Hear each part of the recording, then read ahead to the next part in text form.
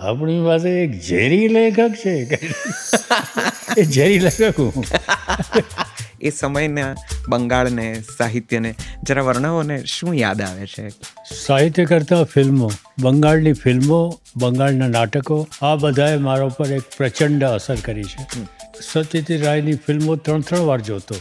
કે આપણે થોડો સમય સિતારનો અખતરો કરેલો, પણ પછી થયું કે એમાં આપણો ગજ વાગે એમ નથી, એટલે બાકીની જિંદગી બચાવી લીધી. મને વાર્તાકાર બનાવનારનું શ્રેય અશોક હર્ષને છે. હુગલીના મેલા નીર કે બાંશી નામની છોકરી કે ધારો કે અમર વાતોડીઓ નથી કે કુતૂહલ, આ બધી જ વાર્તાઓ મધુરાયને લીગથી જુદા બનાવતી. મને હું 2-1 વર્ષ પહેલાં જ ગયેલો, પણ હવે એ કલકત્તા રહ્યું જ નથી. બક્ષી બાબુ જોડે ઊભા રહી જાઓ તો તમને ઓટોમેટિકલી તમે બહુ સારા માણસ છે એવું લાગવા એવું માંડે છે. દેખાય. બક્ષી બાબુએ જ તમારી વાર્તા પહેલી ફાડીએ નાખી હતી. અમદાવાદ આવે પછી ગુજરાતી ભાષા પોતે અત્યંત હૃદય બની. પણ આ વાર્તા સંગ્રહમાં વાંચવા લાયક એક પણ વાર્તા નથી. તમે આ વાંચ્યો છો રઘુવીરભાઈનો આ આર્ટિકલ? અલબત્ત વાંચો છે. નવોદિત લેખક તરીકે હાઉ ડીડ યુ ફીલ? મને લાગ્યું કે આ માણસને કંઈ ખબર પડતી નથી. એ પીડા અને વલોપાત હોય તો પણ હું તમને મને કહું, શું કામ કહો? જે હતું તે લખાઈ ગયું, જીવાઈ ગયું, કહેવાઈ ગયું. અને ઘણીવાર લોકો પૂછે છે કે તમે લેખક ન થયા હોત તો શું થયા હોત? હું જવાબ આપતો હોઉં છું કે સુખી થયા હોત. કારણ કે નમસ્તે, જલસો પોડકાસ્ટના એક ઓર ફ્રેશ એપિસોડમાં આપનું સ્વાગત છે. આજે જે વ્યક્તિત્વ સાથે વાત કરવાના છીએ તે ગુજરાતી સાહિત્યનું શિરમોર નામ છે.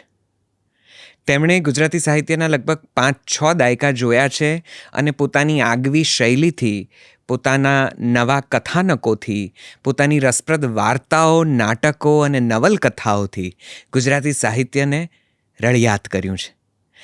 ભાષામાં, આપણી ભાષામાં, ગુજરાતી ભાષામાં તેમનું પ્રદાન અમૂલ્ય છે. તમે તેમની કોઈ પણ કૃતિ ઉપાડો, એ તમારા મનમાં જરા જુદા પ્રકારના વિચારો અને ઝંઝાવાત પેદા કરે એ બનવા જોગ છે. તેમની કઈ કૃતિના નામ લઉં? નવલકથા હોય તો કામિની, કિમ્બલ રેવન્સવુડ, સુરા સુરા સુરા, સભા અને બીજી કેટલીય. તેમના નાટકો, કોઈ પણ એક ફૂલનું નામ બોલો તો સંતુ રંગીલી, ખેલંદો, જેરવું, આપણે ક્લબમાં મળ્યા હતા અને બીજા કેટલાય. વાર્તાઓ, ઓહો, કેટલી બધી. બાંશી નામની છોકરી, કૌતુક, કુતૂહલ, ધારો કે, સરળ અને શંપા, અમર વાતોડીઓ નથી. કેટલી બધી કૃતિઓ તેમના નામે બોલે છે અને ગુજરાતી સાહિત્યના રસિયાઓના મનમાં ડોલે છે. ખેર, આવા પ્રાસ જો હું કરું એમની કૃતિ વિશે તો મને વિશ્વાસ છે એમને જરાય નહીં ગમે. પણ એમને ગુજરાતી સાહિત્યમાં, ગુજરાતી ભાષામાં, પોતાની વાર્તાઓમાં, નવલકથામાં, નાટકોમાં શું ગમે છે, શું નથી ગમતું, જીવનમાં શું ગમ્યું ને શું ન ગમ્યું અને એ બધું કઈ રીતે તેમની કૃતિઓમાં આલેખાયું, આ બધી જ વાતો આજે આપણે કરવાના છીએ. આજના પોડકાસ્ટમાં આપણે ખૂબ દિલથી, પ્રેમથી આમંત્રણ આપ્યું છે ગુજરાતી સાહિત્યના શિરમોર સાહિત્યકાર મધુરાયને. ચાલો, વધારે સમય નથી વ્યતીત કરવો, તેમની સાથે સરસ મજાની ગોઠડી માંડીએ અને તેમની વાતો સાંભળીએ. ખૂબ રસપ્રદ છે તેમની સાથે વાત કરવું અને આ સંવાદ સાધવો. તમને ખૂબ મજા પડશે. આપ સૌનું ખૂબ દિલથી સ્વાગત છે અને મારી સાથે ખૂબ પ્રેમથી, ખૂબ આદરથી સ્વાગત કરો મધુરાયનું. નમસ્તે. નમસ્તે મધુ સર, આપનું ખૂબ ખૂબ ખૂબ સ્વાગત છે. હું બહુ જ ઉત્સાહિત છું. અંદરનો ઉમળકો એટલો બધો છે આપને આવકારતા, જે કદાચ શબ્દોમાં બયાં કરવો થોડો અઘરો છે, પણ ખૂબ દિલથી, ખૂબ પ્રેમથી, ખૂબ આદરથી આપને આવકારું છું. મધુરાય એ ગુજરાતી સાહિત્યનું કદાચ એટલું અનોખું નામ છે કે જેમના નામે એક નવી શૈલી, નવી વાર્તા કથનની રીત, નવા કથાનકો, નવી ઘટનાઓ અને નવી તરહના પાત્રો સાહિત્યને મળ્યા. અને નાટકો, વાર્તાઓ, નવલકથાઓ, કોલમ્સ, એટલું બધું વૈવિધ્ય સભર આપે લખ્યું છે કે નવી પેઢી માટે પણ આપના ઘણા કથાનકો એ કદાચ ઊંડા અભ્યાસનો વિષય બની રહે. અને તમે આમ અનેક શહેરો, ખાસ કરીને અમદાવાદ, કોલકાતા અને હવે વિદેશમાં ફ્લોરિડા, મુંબઈ પણ વચ્ચે થોડુંક ખરું, આ યાત્રાઓમાં તમે ઘણી વાર્તાઓ અમને આપી. મારે તો પહેલો સવાલ જો કે આ પૂછવો છે કે જે અભ્યાસ કરતાં જાણવા મળ્યું કે મધુસૂદન ઠાકર, આ પ્રશ્ન તમને અનેક વખત પૂછાયો હશે, છતાં જલસો પોડકાસ્ટના અમારા વ્યુઅર્સ માટે પણ મને કદાચ આ જણાવવાની ઈચ્છા છે. મધુસૂદન ઠાકરમાંથી મધુ રાય કઈ રીતે થઈ ગયું? અને પછી આપણી લેખન યાત્રા વિશે પણ મારે વચ્ચે વચ્ચે વાતો કરવી છે. પણ પહેલો કદાચ આ સવાલ, ઠાકરમાંથી રાય કેવી રીતે બન્યા? હું લખતો હતો, એની મારા પિતાજીને ખબર પડે તો કદાચ એમને ન ગમે, એવા ભયથી મેં મધુસૂદન રાય એવા છદ્મ નામે લખવાનું શરૂ કરેલું. મારી પહેલી વાર્તા મધુસૂદન રાય લખીને મેં શિવકુમારભાઈને બતાવી તો એમાંથી સૂદન એમણે કાઢી નાખ્યું અને મધુ રાય બચ્યું. એ રીતે મધુ રાય આપોઆપ થઈ ગયું. આ સિવાય બીજો કોઈ એમાં ભેદ નથી, સિવાય કે એક 16-17 વર્ષના છોકરાને પિતાનો એક ભય રહે, એ જ ભય. તો આમ જોવા જઈએ તો પરિવાર, મેં જેટલું જાણ્યું છે એ પ્રમાણે કદાચ ટીચર હતા આપના ફાધર, અને મમ્મી હાઉસવાઈફ હશે. 5-7 જણાનો કદાચ તમારો પરિવાર હતો. તો વ્યવસાય શિક્ષક, બાપને નહોતું ગમતું કે દીકરો લખે, કે એમને પણ તમને શિક્ષક જ બનાવવાની ઈચ્છા હતી, કે કોઈ સરકારી નોકરી પસંદ કરવાની ઈચ્છા હતી કે ભાઈ તું ઠરીઠામ થઈ જા એટલે ભાર પણ હળવો થાય અને પરિવાર નભે સરખી રીતે? મારા પિતાજીને એક જ અપેક્ષા હતી કે ગણિતના પેપરમાં મને 100માંથી 100 માર્ક મળે, જે કદી બને એમ નહોતું. મને ગણિત ફાવતું નહોતું. અને હું જે જાતની વાર્તાઓ લખતો હતો અથવા લખવા ધારતો હતો, એવી વાર્તાઓ કદાચ 16 વર્ષનો છોકરો, મારો દીકરો આવું લખે છે એવું શિક્ષક પિતાને ન ગમે. શિક્ષક પિતાને એમ પણ થાય કે બીજા લોકો શું વિચારશે કે આનો દીકરો આવી વાર્તાઓ લખે છે. કદાચ આવા બધા ભયોથી, આવા બધા વિચારોથી મને છદ્મનામમાં લખવાનું વધારે રૂચ્યું. આવી વાર્તાઓથી આપનો શું મતલબ છે? આપે જે પ્રકારની વાર્તાઓ આપી એવી, કે એના સિવાય પણ કંઈક 16-17 વર્ષની ઉંમરે એવું લખાતું હતું જે કદાચ જેના વિશે તમને કંઈક ભય રહ્યો? 16-17 વર્ષની ઉંમરે છોકરાઓને જે વિચારો આવે, કરેક્ટ, એવા વિચારની વાર્તાઓ લખવી એ એક વાત છે, અને પિતાને એની જાણ થાય તો બીજી વાત છે. સમજાય છે. એટલે એ રીતે એવી વાર્તાઓ લખતી વખતે મને એમ થયું કે આ નામે ન લખું તો સારું. તો ગુજરાતી ભાષા તમે જે રીતે ઉપયોગમાં લીધી છે, કે તમે જે અર્થ નિષ્પન્ન કર્યા છે, કે જે નવા શબ્દો તમે તમારી વાર્તાઓમાં લઈ આવ્યા છો, એ પહેલાં કદાચ આવતા હશે શિષ્ટ સાહિત્યકારોએ, કે આપણે ત્યાં જે સાક્ષર સાહિત્યકારોનો એક આખો સમય, એક દોર રહ્યો છે, એ દરમિયાન પણ કદાચ ઉપયોગમાં લેવાતા હશે. પણ તમારી પેઢી સુધી આવતા સુધીમાં, તમારા સમય સુધીમાં કદાચ એ શબ્દો ઓછા ઉપયોગમાં લેવાતા હશે, અથવા તમે નવી રીતે એને નિષ્પન્ન કર્યા છે. ભાષાનો આટલી બધી પકડ જેને કહેવાય, એનો જે મહિમા જે તમે ગાયો છે, સ્વાભાવિક રીતે તમારા કથાનકો દ્વારા, એવું કાંઈ ભાષા ઉપર ગીત નથી કર્યું તમે, કે કોઈ વાર્તા નથી લખી, પણ તમે જે રીતે ઉપયોગમાં લીધી છે એણે એક નવી શૈલી, નવી તરહ ઊભી કરી છે. ગુજરાતી ભાષા પ્રત્યે આટલો બધો લગાવ અને આટલી બધી પકડ કેવી રીતે આવી? ભાષા ગુજરાતી જ નહીં, મને ભાષાઓ બહુ જ ગમે છે.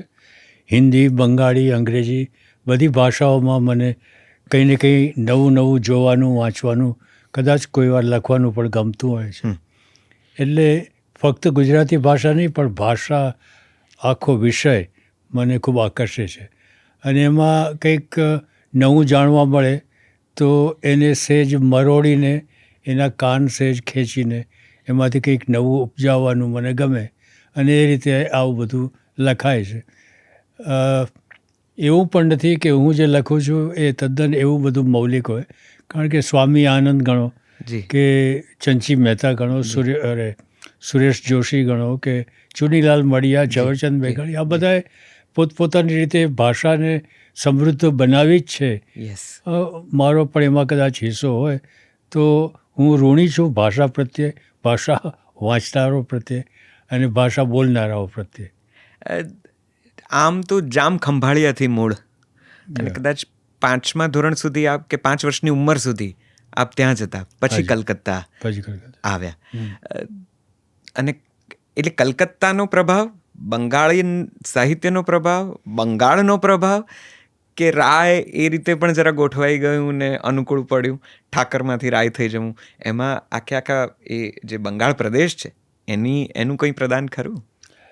ના, આ રાય જે છે તે નાગરોમાં પણ જે હોય છે. રાય હોય છે એ પ્રકારના રાયનું મને એ વખતે કલ્પના હતી. પાછળથી લોકોએ પણ એવી અટકળ કરી કે કદાચ સત્યજીત રાયને અનુસરીને આણે મધુરાય કર્યું હોય, તો એનો એ મને વાંધો નહોતો, કારણ કે સત્યજીત જેવા માણસ સાથે મારું નામ જોડાય તો મને ગમે, પણ એમાં એ તથ્ય નહોતું. એ નાગરોના રાયની વાત હતી. સત્યજીત રાયનો ઉલ્લેખ નીકળ્યો ત્યારે મને આમ ક્યારે સવાલ હતો જ નહીં આમ લિસ્ટમાં, પણ મને એમ થયું કે પૂછી લઉં.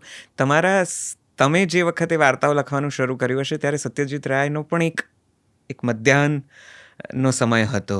સત્યજીત રાય ગણો કે મૃણાલ સેન એ સમયના ગણો, પ્રચંડ. અને એ એટલો બધો પ્રભાવ હતો એમનો બંગાળી સિનેમા પર, સાહિત્ય પર, પ્રસ્તુતિ ઉપર. બંગાળના કયા સાહિત્યકારોએ કોનો તમારા લેખન વૈવિધ્યમાં પ્રદાન પણ રહ્યું છે, પ્રભાવ પણ રહ્યો છે? આજે તમે આ સમયે, આ ક્ષણે યાદ કરો તો એ સમયના બંગાળને, સાહિત્યને જરા વર્ણવો ને, શું યાદ આવે છે? કોના પ્રભાવને યાદ કરો છો? સાહિત્ય કરતાં ફિલ્મો, બંગાળની ફિલ્મો, બંગાળના નાટકો, આ બધાએ મારા ઉપર એક પ્રચંડ અસર કરી છે.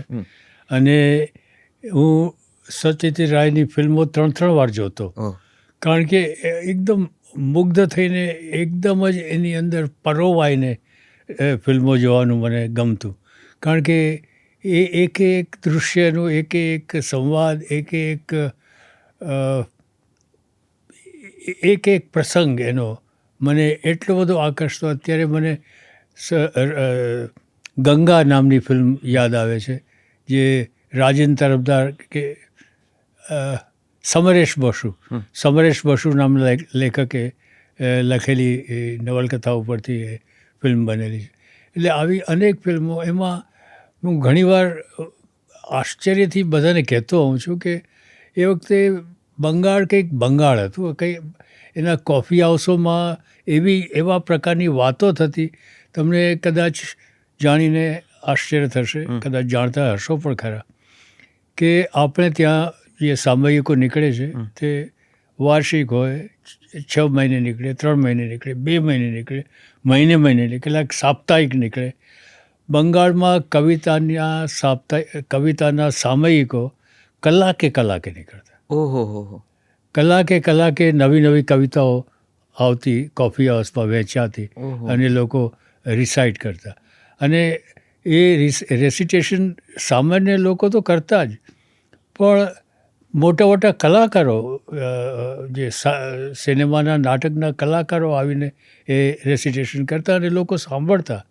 એ લોકો ખાલી એ મુગ્ધ ભાવે કલાકારને જોવા માટે જ નહીં, પણ આ સાહિત્યમાં રસ લેવાને ખાતર આ સાંભળતા. એ વખતે 5 નવજુવાનિયા નીકળી પડે કે આપણે ચાલો ફિલ્મ બનાવીએ, તો કોઈ એકના નામે દિગ્દર્શકનું નામ ન હોય, પણ આમ જાણે અગ્રદૂત કે અગ્રગામી, આ પ્રકારના નામ હેઠળ નવા જુવાનિયાઓ નવી ફિલ્મો ઉતારતા, અને આપણે બસ પાગલ થઈએ. હું તો પાગલ થયેલો, કદાચ હજી સુધી એની અસર મારા લખવા ઉપર હોય, મગજ ઉપર પણ હોય.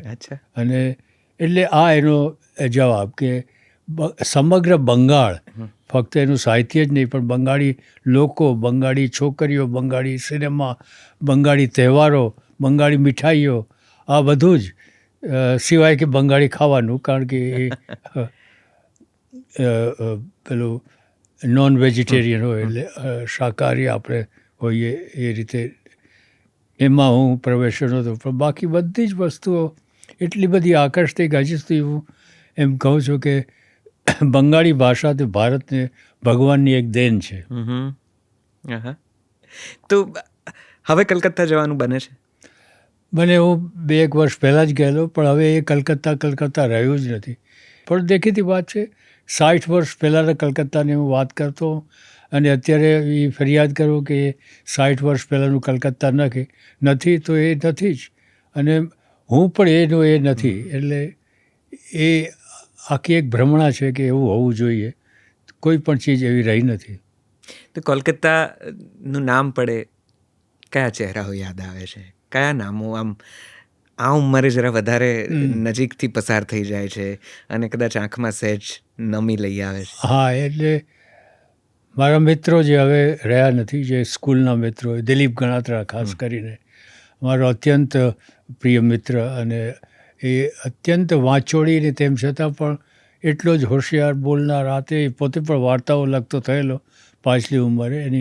એનું શિક્ષણ તો એન્જિનિયરિંગનું હતું, પણ પાછળથી લખતો પણ થયેલો. પછી એક હિંમત કોઠારી કરીને જે હજી હયાત છે, એક દિનેશ વોરા, એ પણ હમણાં જ ગુજરી ગયા, અને અલબત્ત બકુલ બક્ષી, ચંદ્રકાંત બક્ષી, શિવકુમાર જોશી, જયંતિલાલ મહેતા, આ લોકો બધા અત્યારે તરબરે આંખ સામે. પણ જે નથી તે નથી, અને જે છે તે છે, અને એનું નામ દુનિયા, એનું નામ જિંદગી. વાહ.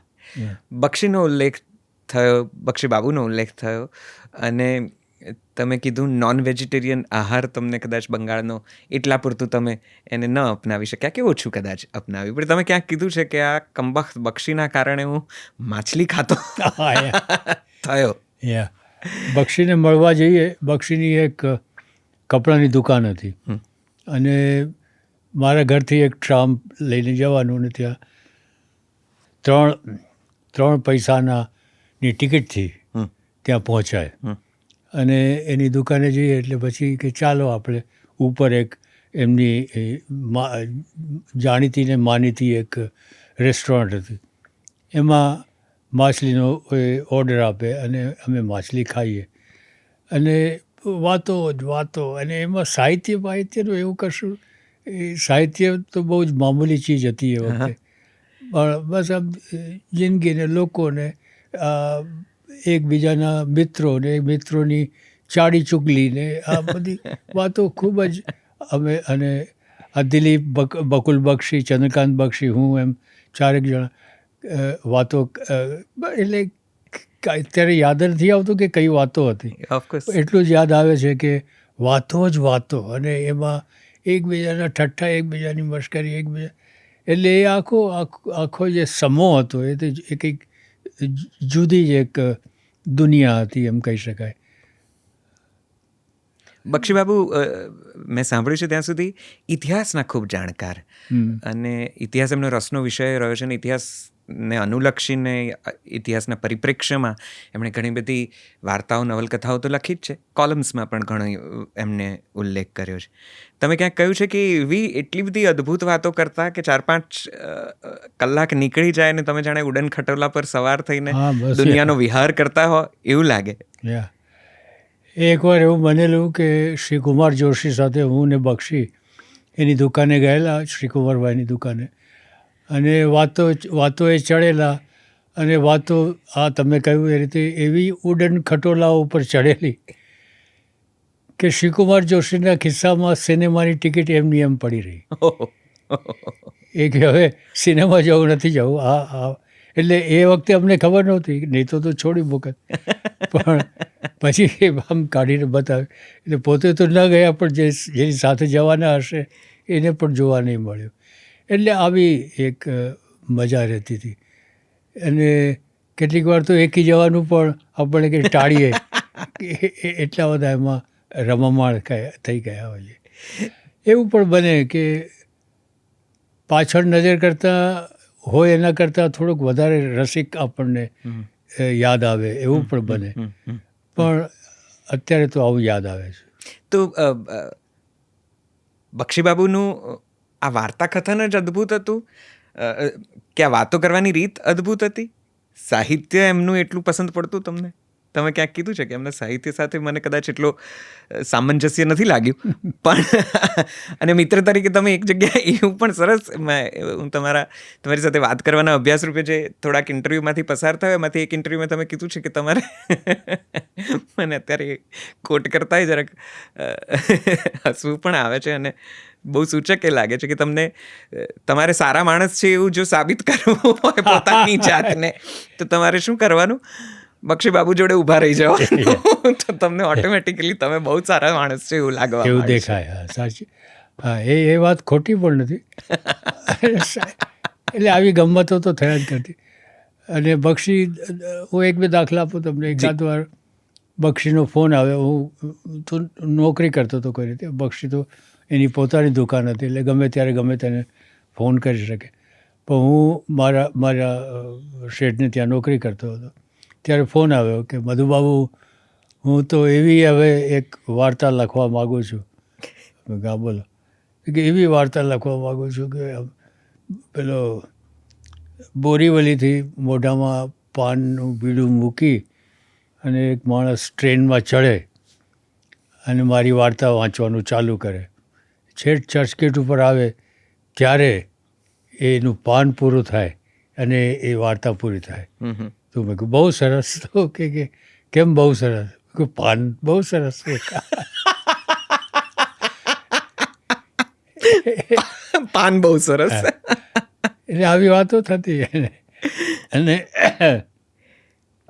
બક્ષીને એક બીજી પણ ગમ્મત હું કરતો કે બક્ષી મને વારંવાર કહેતા કે તમારી આત્મકથા લખો.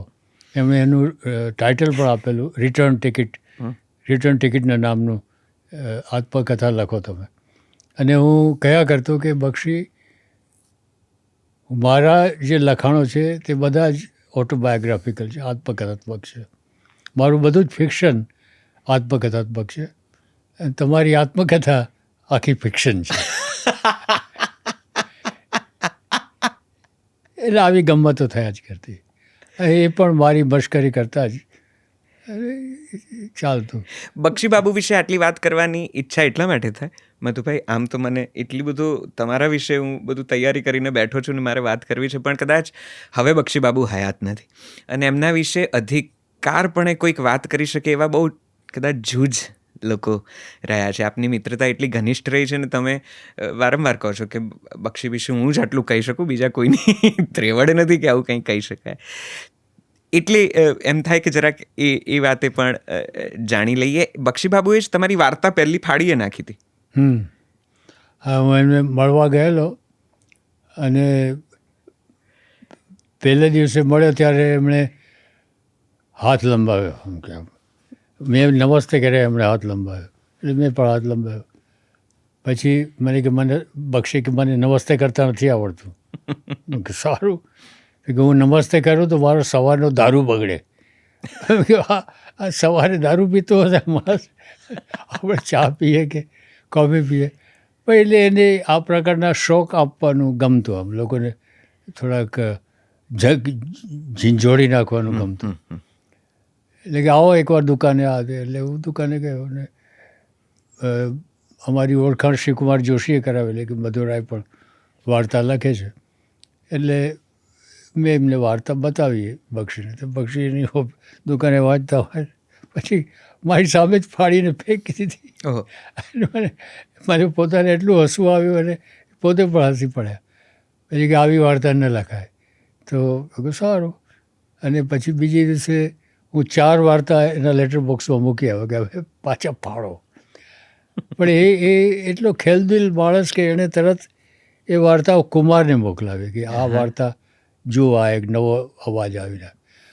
અને બચ્ચુભાઈએ વળતી ટપાલે પાછી મોકલાવી કે આમાં કંઈ દમ નથી, મને આમાં ચાલે એમ નથી. તો આણે કંઈ નહીં, એના પબ્લિશરને મોકલાવી, શિવજી આશરને. અને શિવજી આશરે વાંચી અને ગમી અને બ્રોકરને બતાવીને બ્રોકરે કહ્યું કે આ લેખકમાં દમ છે, તમે આનો સંગ્રહ કરો. અને એ રીતે એમણે મને ઉત્સાહિત કર્યો. બ્રોકરે શિવજી આશરે અને અલબત્ત ચંદ્રકાંત બક્ષીએ. શિવકુમાર તો પહેલેથી જ મારો ખભો થાપડતા હતા અને એ રીતે મારા લખવાની શરૂઆત થઈ. મને ઘણીવાર લોકો પૂછે છે કે તમે લેખક ન થયા હોત તો શું થયા હોત? તો હું જવાબ આપતો હોઉં છું કે સુખી થયા હોત. કારણ કે લખવામાં હંમેશા હું કંઈક દુઃખી હોઉં ત્યારે લખતો હતો અને એ લખાણ લોકોને ગમતું, એટલે સ્વાભાવિક રીતે એમ થાય કે બીજું કંઈ હવે દુઃખ ઊભું થાય તો વધારે સારું લખાય એમ કહે. અને આ વાતની મને પ્રતીતિ થઈ એટલે તરત મેં એ પ્રવૃત્તિ છોડી અને દુઃખ શોધવાને બદલે દુઃખમાંથી નીકળવાના બીજા ઉપાય શોધતો રહ્યો. પણ આ હકીકત છે કે જ્યારે પણ કંઈ પણ વિટંબણા આવે ત્યારે હું મારા પાત્રોને એ મારા દુઃખ એટલો વખત ટેમ્પરરીલી એમને સોંપી દેતો અને એ દુઃખોમાંથી કેમ એ લોકો નીકળે એનો ઉપાય લખતા લખતા જ મને સૂઝતો અને એટલો સમય હું પોતે ભગવાન રમતો જાણે કે આ પાત્રોના નસીબની ચાવી મારા હાથમાં છે. આ પાત્રનું જિંદગીમાં શું થશે? એટલે મારો પહેલો વાર્તા સંગ્રહ પણ મેં અર્પણ કરેલો શિવકુમારભાઈને અને એમાં મારા પાત્રો દ્વારા મેં એ કે અહીં આવ અમર એમ કરીને બધા પાત્રોના નામ લીધા અને આ શિવકુમારભાઈ એમને વંદન કરો, તમારા સાચા નામ એ જાણે છે અને તમારા એટલે એ રીતે મેં મારું ઋણ અદા કર્યું. અને બક્ષીએ પણ એટલો જ ભાગ ભજવ્યો મારા એ વખતના વાર્તાકાર તરીકેના ઉછેરમાં. બક્ષીબાબુ પેલા જે ઉર્દુ શબ્દો વાપરતા એનો પણ તમને સચ તો વિરોધ હતો કે તમે ક્યાંક કીધું છે કે તો પછી બધું ઉર્દુમાં જ લખો ને જો એટલી બધી લિજ્જત આવતી હોય. અને બક્ષીબાબુ વિશે લોકપ્રિયતા અઢળક. આજે પણ તમે એમને જો નવી પેઢી સાથે વાત કરો તો બે ચાર જે એમને પૂછો કે નવી પેઢીના કેટલાક લોકોએ કંઈક વાંચ્યું છે તો બક્ષીનું નામ કદાચ પહેલું બોલાય જ. આજે પણ એમની વાર્તાઓ કે એમની નવલકથાઓને વાંચનારો બહુ મોટો વર્ગ છે. લોકપ્રિયતા અનેક. સાહિત્યકારોએ બક્ષીબાબુને કદાચ કંઈક ગણ્યા નહીં કે ઓછા ગણ્યા કે સાહિત્યની દ્રષ્ટિએ કે એના જે કૌંસમાં ફિટ બેસતું હશે એમાં કદાચ એમને ન દેખાયું. તમે મિત્ર તરીકે બક્ષીબાબુને આ ક્ષણે કઈ રીતે યાદ કરો છો, કઈ રીતે જુઓ છો? અને ચંદ્રકાંત બક્ષીનું નામ પડે તો તમને શું યાદ આવે છે? ચંદ્રકાંત બક્ષીનું નામ પડે ત્યારે મને મારા ખભા ઉપર એક વાંદરો બેઠો હોય એવો અનુભવ થાય છે. કારણ કે આપણે આ મારા ઇન્ટરવ્યૂમાં પણ લગભગ 20 મિનિટથી એની વાત કરીએ છીએ અને મને સમજાતું નથી કે એનું વજૂદ શું. એમાં મારે અને ચંદ્રકાંત બક્ષીને એટલી બધી શી ઉપાધિ કે ચંદ્રકાંત બક્ષી વિશે હું આટલી બધી માહિતી તમને આપું, તમે શોધો ભાઈ, હવે બીજી વાત કરો. જી એ બિલકુલ હું એ તરફ જ આવતો હતો. મને એમ થયું કે હું આટલું જાણી લઉં કારણ કે મેં કીધું એ પ્રમાણે તમે એટલા બધા ઘનિષ્ઠ મિત્ર છો અને આ એક એવું નામ છે ગુજરાતી સાહિત્યને મળેલું કે જેની અસર ઘણી લાંબા સમય સુધી છે. તમારા વિશે બીજું કોઈ નથી જે એમના વિશે ખરી હકીકત જણાવી શકે. બાકી વાર્તા અને કિંવદંતીઓ બંને એમની સમાંતરે ચાલે છે. એક બીજા નામ વિશે મારે વાત કરવી છે અને એ છે શિવકુમાર જોશી. અલબત્ત. જી. જે થોડું ઘણું મેં વાંચ્યું એ પ્રમાણે આપ શિવકુમાર જોશીને મળ્યા અને આપની સફર શરૂ થઈ વાર્તાઓની. મને એ કિસ્સો જણાવો. કઈ રીતે પહેલું તો વાર્તા લખવાનું કેવી રીતે બન્યું? કેમ વાર્તાઓ લખવી પડી? શું એવું જીવનમાં થયું કે તમને એમ થયું કે મારે મારી વાત વાર્તા દ્વારા કહેવી છે? અને શિવકુમાર જોશી સુધી કઈ રીતે પહોંચ્યા? આ વાત અત્યારે હું મલાવીને એમાં હીરા મોતી ગોઠવીને તમને કહી શકું, પણ એ વાત એટલી બધી પ્રોઝેઇક છે કે એવું કશું નથી. મારી બહેનના લગ્ન લેવાયેલા અને એ કારણે હું કલકત્તાથી મુંબઈ આવેલો. મુંબઈમાં સુંદરજી બેટાઈ કરીને જે કવિ હતા એ મારા પિતાજીના સહપાઠી હતા, એ અમારી જ્ઞાતિના પણ હતા. એટલે એમને મળવા ગયેલો ને એમણે કહ્યું વલ્લભને કેમ છે? અને મેં કહ્યું એમને તબિયત સારી રહેતી નથી. અને કે તો તમારું કેમ ચાલે છે? મેં કહ્યું જરા મુશ્કેલી. તો કે હું એક ચિઠ્ઠી લખી આપું છું, ત્યાં એક શિવકુમાર જોશી કરીને મારા મિત્ર છે અને એમને આપજો અને એ તમને મદદ કરશે. અને એ ચિઠ્ઠી લઈને હું શિવકુમારને મળવા ગયો અને શિવકુમારે ચિઠ્ઠી વાંચીને આમ ખિસ્સામાંથી હાથ નાખીને કંઈક પૈસા કાઢવા ગયા. મેં કહ્યું મારે પૈસા નથી જોતા, મેં કંઈ કામ હોય તો આપો. તો એમણે કહ્યું કે શું કામ, તમને હું શું આપું કામ? કે મને હિન્દી આવડે છે, તમારી વાર્તાઓના હિન્દી અનુવાદ હું કરી આપું. તો એમને એવો વિશ્વાસ નહોતો કે હું હિન્દી અનુવાદ એમની વાર્તાઓના કરી શકીશ, પણ મેં કર્યા અને એ અનુવાદ છપાયા. અને એમાં શિવકુમારે અનુવાદકનો પુરસ્કાર તો મને મળતો જ, પણ એમનો પોતાનો પુરસ્કાર પણ મને આપતા. એટલે એ રીતે અમારું થોડુંક ચાલ્યું આગળ. તો હવે એ દરમિયાન મારા પિતાજીની બીમારીના કારણે અમારું ભાડું, મકાનનું ભાડું ઘણા વખતનું 8 મહિનાનું થઈ ગયેલું અને 30 કે 40 રૂપિયા ભાડું હતું. એ વખતે ચાંદની હરીફાઈ યોજાયેલી. એ દર વર્ષે મને લાગે યોજતા હતા અને એમાં પહેલું ઇનામ 500નું, બીજું 251 ને પછી ત્રીજું 101 કે 51 કે એવું કંઈ. અને એમાં શિવકુમારે કહ્યું કે તમે વાર્તાઓ લખો છો? તો મેં કહ્યું તમે પૂછો તો હું કહું. મને કહેતા શરમ આવતી હતી કારણ કે પેલા બક્ષી પાડીને તો બક્ષીબાબુની વાર્તા તમે શિવકુમારજી કરતા પણ પહેલા સંભળાવી હતી કે વંચાવી હતી? હા, કારણ કે થોડાક મિત્ર નજીક હતા. એટલે નજીક તો એ વખતે નહોતા થયા, પણ પછી નજીક થયા આને કારણે. પણ એની કેસ તો એમણે કહ્યું કે આમાં મોકલાવો, અને મેં મોકલાવીને બીજું ઇનામ જીત્યું અને અમારું ભાડું ભરાયું. એટલે તદ્દન પ્રોઝેઇક કારણ હતું કે ભાડા માટે, પૈસા માટે મારે લખવું પડ્યું. અને એમાં જ મેં તમને કહ્યું એમ મધુસૂદન રાયમાંથી મધુ રાય એવું લખાયું. અને એ હુગલીના મેલા નીર એ વાર્તા. અને એમાં તમે સમજો છો કે મેં થોડુંક એવું લાગતું હતું એ વખતે કે આ અશિષ્ટ વિષય કહેવાય, પણ એ કારણે મેં મધુ રાય નામ એમાં ઉમેર્યું. હુગલીના મેલા નીરની વાત નીકળી છે તો જરાક મારે આ વાત અહીંયા વ્યુઅર્સને કહેવી છે. મારી કેટલીક પ્રિય વાર્તાઓમાંની આ એક વાર્તા છે. જે રીતે ચમત્કૃતિ કહો કે એમાં પરચો કહો કે જે વાર્તા કથનની શૈલી છે એ તમને જરાક, જો ગુજરાતી સાહિત્યના સામાન્ય અભ્યાસુ હો તો તમને જરા જુદી રીતે જોતા અને વિચારતા કરી મૂકે તેવી છે. અને આ વાર્તા જલસો ઉપર અમે સુંદર રીતે વાંચીને નાટ્યાત્મક પઠન સાથે જલસો પર મૂકી છે. તમને જો હુગલીના મેલાનીર જે મધુભાઈએ કીધું એનો ઉલ્લેખ થયો એ સાંભળવી હોય તો જલસો પર તમે સાંભળી શકો છો. પ્લે સ્ટોર, એપ સ્ટોર પરથી આ એપ્લિકેશન તમારે ડાઉનલોડ કરી વાચિકમ નામના સેક્શનમાં જઈને સાંભળવાની છે. હુગલીના મેલાનીર કે બાંશી નામની છોકરી કે ધારો કે અમર વાતોડીઓ નથી કે કુતૂહલ, આ બધી જ વાર્તાઓ મધુરાયને લીગથી જુદા બનાવતી વાર્તાઓ.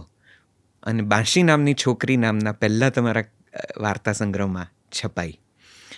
આમ જુદી રીતે તમે છવાયા, લોકોએ નોંધ લીધી, પણ મને રઘુવીરભાઈનો એક આર્ટિકલ મળે છે આ દરમિયાન જેમાં હું વાંચું છું કે એમને કદાચ તમારી એક પણ વાર્તામાં કાંઈ જ ગમ્યું નથી એવું એમણે 1964-65 કદાચ વિવેચન કર્યું હશે. વિવેચન જ કહેવાશે કદાચ. અને એમાં એવું લખ્યું છે કે છતાં આ છોકરાને નોંધવો પડે કારણ કે એનામાં ઘણું બળ દેખાય છે અને કદાચ ભવિષ્યમાં તેમની પાસેથી ઘણી બધી ઉત્તમ કૃતિઓ આપણને મળશે. પણ આ વાર્તા સંગ્રહમાં વાંચવા લાયક એક પણ વાર્તા નથી. તમે આ વાંચ્યો છો રઘુવીરભાઈનો આ આર્ટિકલ? એ સમયે શું લાગ્યું હતું? કોઈ નવોદિત લેખક તરીકે હાઉ ડીડ યુ ફીલ? મને લાગ્યું કે આ માણસને કંઈ ખબર પડતી નથી અને હજી એ માન્યતામાં કંઈ ફરક પડ્યો નથી. રઘુવીરભાઈની સાથે મારા ઘણા સારા સંબંધ છે અને અમે જ્યારે મળીએ ત્યારે આ જાતના ઠઠ્ઠા કરતા હોઈએ છીએ. પણ મને હંમેશા એમ લાગ્યું છે કે રઘુવીરભાઈને એક ભ્રમ છે કે મારા કરતાં શેતરંજ સારી રમી શકે છે, મારા કરતાં વાર્તા સારી લખી શકે છે, પોતે મારા કરતાં ઊંચા છે એવી પણ એમને ભ્રમણા હોઈ શકે, જે છે જ ખરા. એટલે મારે કહેવાનો અર્થ એવો છે કે તુંડે તુંડે મતિર ભિન્ન, આ તુંડની મતિ જરા શૂન્ય છે એ તો છે. એટલે એનાથી કોઈ જાતનું મને દોષ લાગતો નથી. એમને એકવાર હું મળેલો અને પાનની દુકાનમાં, અને ત્યારે મેં ખૂબ જ કાળઝાળ રીતે સંભળાવેલી કે તમને કંઈ ખબર પડતી નથી ને આ રીતે. પણ એ વખતે એ મિજાજ હતો. અત્યારે તો એવું કહેવાનું પણ મને કંઈ રસ રહેતો નથી. તમે રઘુવીરભાઈને કીધું છે આ બધું? અલબત્ત અલબત્ત કહેલું ને, ઊભા રાખીને કહ્યું છે. એમણે શું પ્રતિભાવ આપ્યો એ પછી? એ કંઈ બોલે ને કે આ કોઈ પાગલ માણસનો પ્રલાપ ચાલે છે એવી એમની આખી. મધુભાઈ, મારે આ જાણવું છે કે વાર્તાકાર તરીકે તમે કીધું કે તમારી વાર્તાઓમાં એક આત્મકથાનક ઘટનાક્રમ, પાત્રો, કથા હશે. આજે પણ તમે જ્યારે કહો છો ત્યારે કેટલું બધું નિખાલસ, પ્રામાણિકપણે આટલી બધી વાતો કરો છો.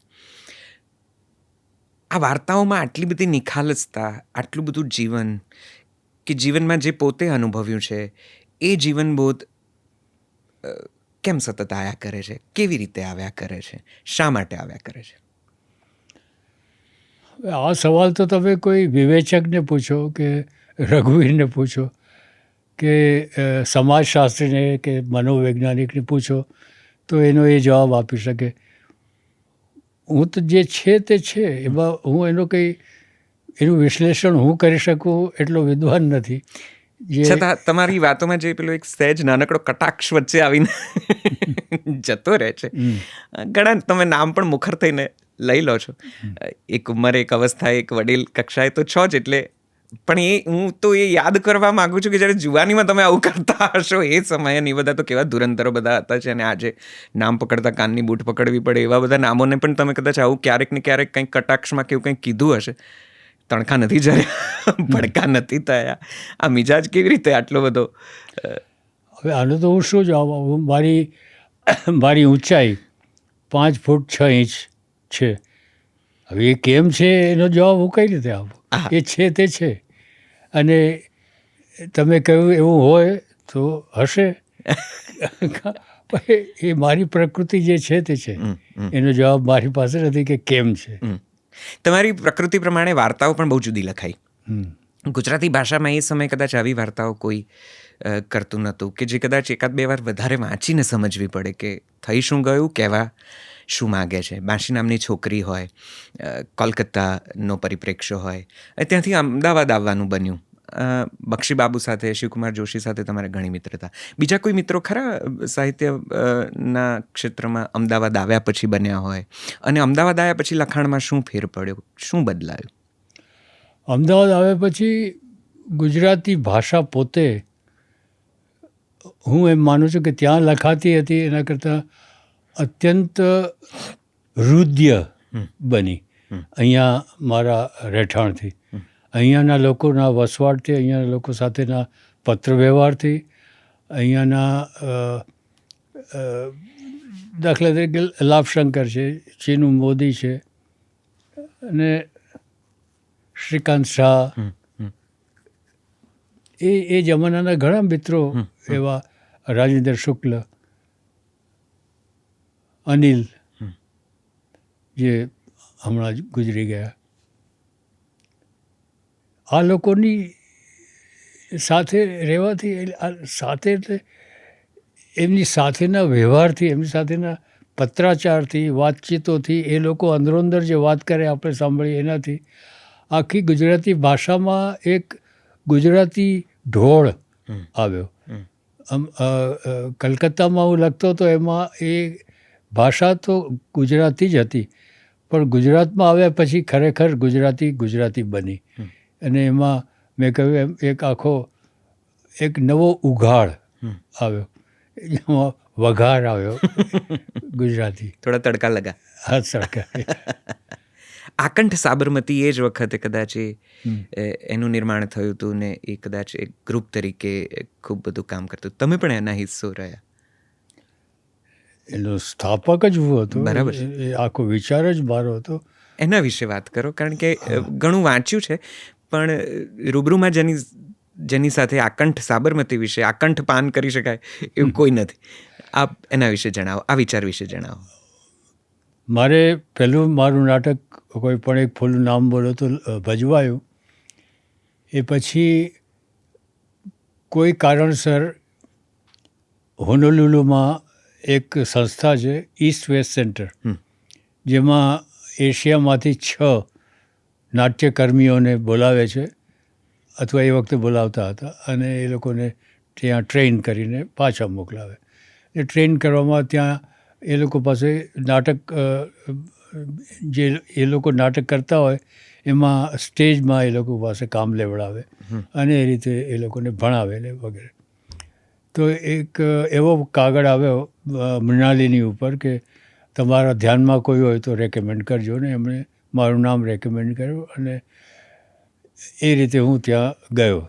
અને ત્યાં એક રોકેફેલર ફાઉન્ડેશનની સ્કોલરશિપ હતી, જેમાં તમે એમ જણાવો કે મારે આ દેશમાં આ કામ કરવું છે મારા દેશમાં, અને એ લોકોને લાગે કે આ બરાબર સારું છે તો એમાં એ લોકો ફંડ આપે. એના માટેની અરજી મારે કરવાની હતી. તો મેં અરજી એવી કરી કે મારી ભાષામાં અત્યંત સુંદર કવિતાઓ લખાય છે, પેલા વાર્તાઓ લખાય છે, નવલકથા, લેખો, નિબંધો, બધું જ સુંદર થાય છે. એક નાટકો બહુ જ બીજી ભાષામાંથી જ થતા હોય છે.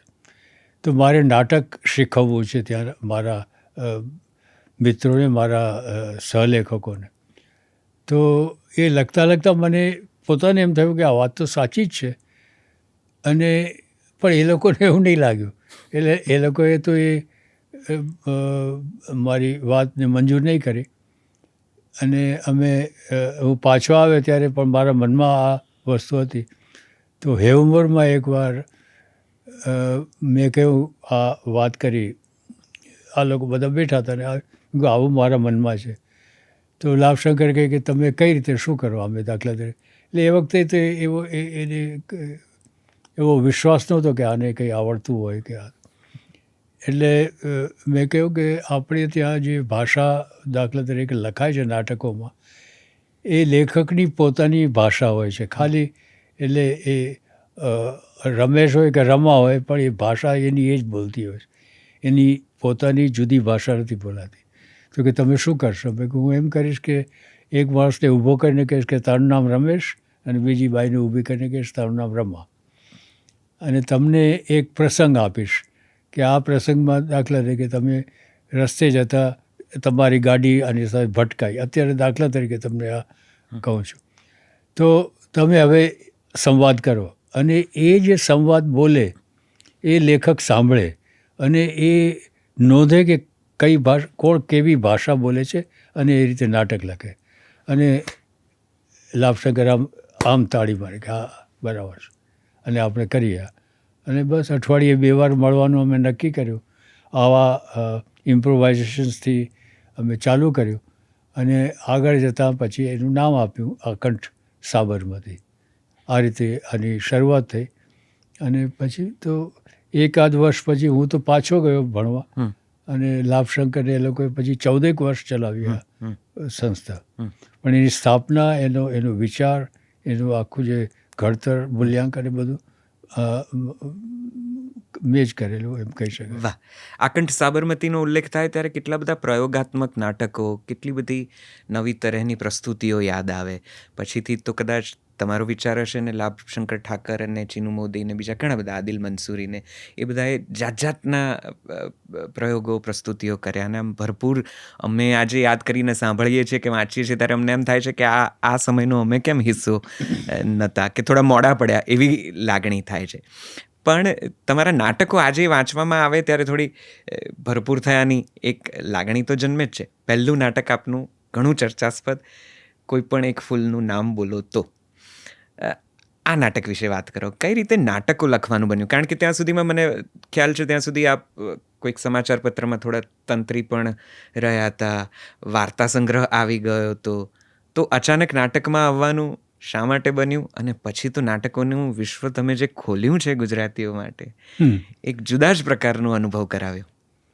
આ તમારી ગેરસમજ છે પણ મને ગમે છે. અમને ગમે છે સાહેબ, આ ગેરસમજ હોય તો ગેરસમજ રાખવી. યા ના, મેં અગાઉ કહ્યું એમ કે આ વસ્તુ અત્યારે બહુ આમ કમનીય લાગે છે પણ બહુ જ પ્રોઝેક્ટ છે કે એ વખતે પાછી એક વાર્તા હરીફાઈ, નાટકની હરીફાઈ થયેલી, એકાંકી હરીફાઈ, અને એ કલકત્તામાં, અને એના હતા સમીક્ષક જયંતિ દલાલ, અને એમાં બે નાટક લખ્યા, એ ઝેરવું અને તું એવું માને છે, અને બંને નાટકોને જયંતિભાઈએ ઇનામ આપ્યું. એટલે એ વખતની પરિસ્થિતિ એવી હતી કે આવી સુફિયાણી વાતોનો એવો કોઈ સ્કોપ નહોતો. એ વખતે પૈસા ક્યાંથી ઊભા કરવા, અહીંયાથી ઘરે જવાના બસના ટિકિટ ક્યાંથી કાઢશું, આવી એક હંમેશની એક રહેતી. એટલી હાડમારી. હા, એવી હાડમારી હતી. અને એ રીતે આ નાટકો લખાયેલા, અને પછી એ નાટકો જીત્યા, અને પછી મેં એક પૂર્ણાંક નાટક લખવાનું નક્કી કર્યું, અને એમાં એમ વિચાર્યું કે ગુજરાતીમાં સસ્પેન્સ નાટકો ઓછા છે, ઓરિજિનલ સસ્પેન્સ નાટકો. મોગરાના સાપ ને એવા બધા તો અંગ્રેજીમાંથી આવેલા, અને ગુજરાતીમાં હાસ્ય નાટકો ઓછા છે. તો હાસ્ય અને સસ્પેન્સ બંનેવાળા નાટક લખવા હોય તો શું લખવું?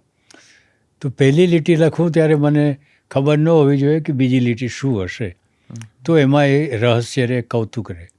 અને એ બીજી લીટી હાસ્ય ઉપજાવે અથવા તો રહસ્ય ઉપજાવે એવી હોવી જોઈએ.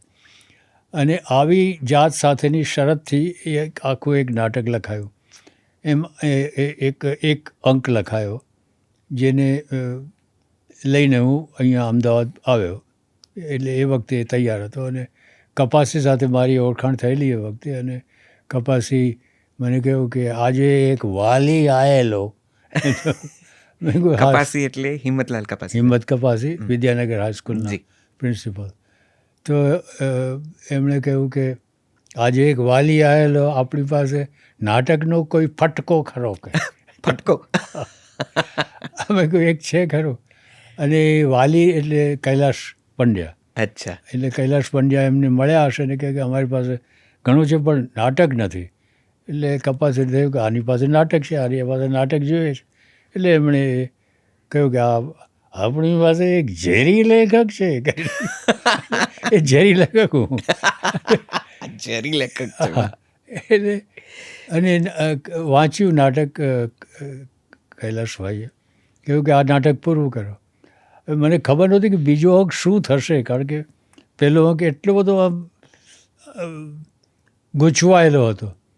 અને પછી બીજો લખ્યો, ત્રીજો લખ્યો, ચોથો લખ્યો, અને એ રીતે એ નાટક પૂરું થયું. અને શરૂઆતમાં કપાસી અને હું બંને ત્યાં જતા દર્પણ ઉપર, અને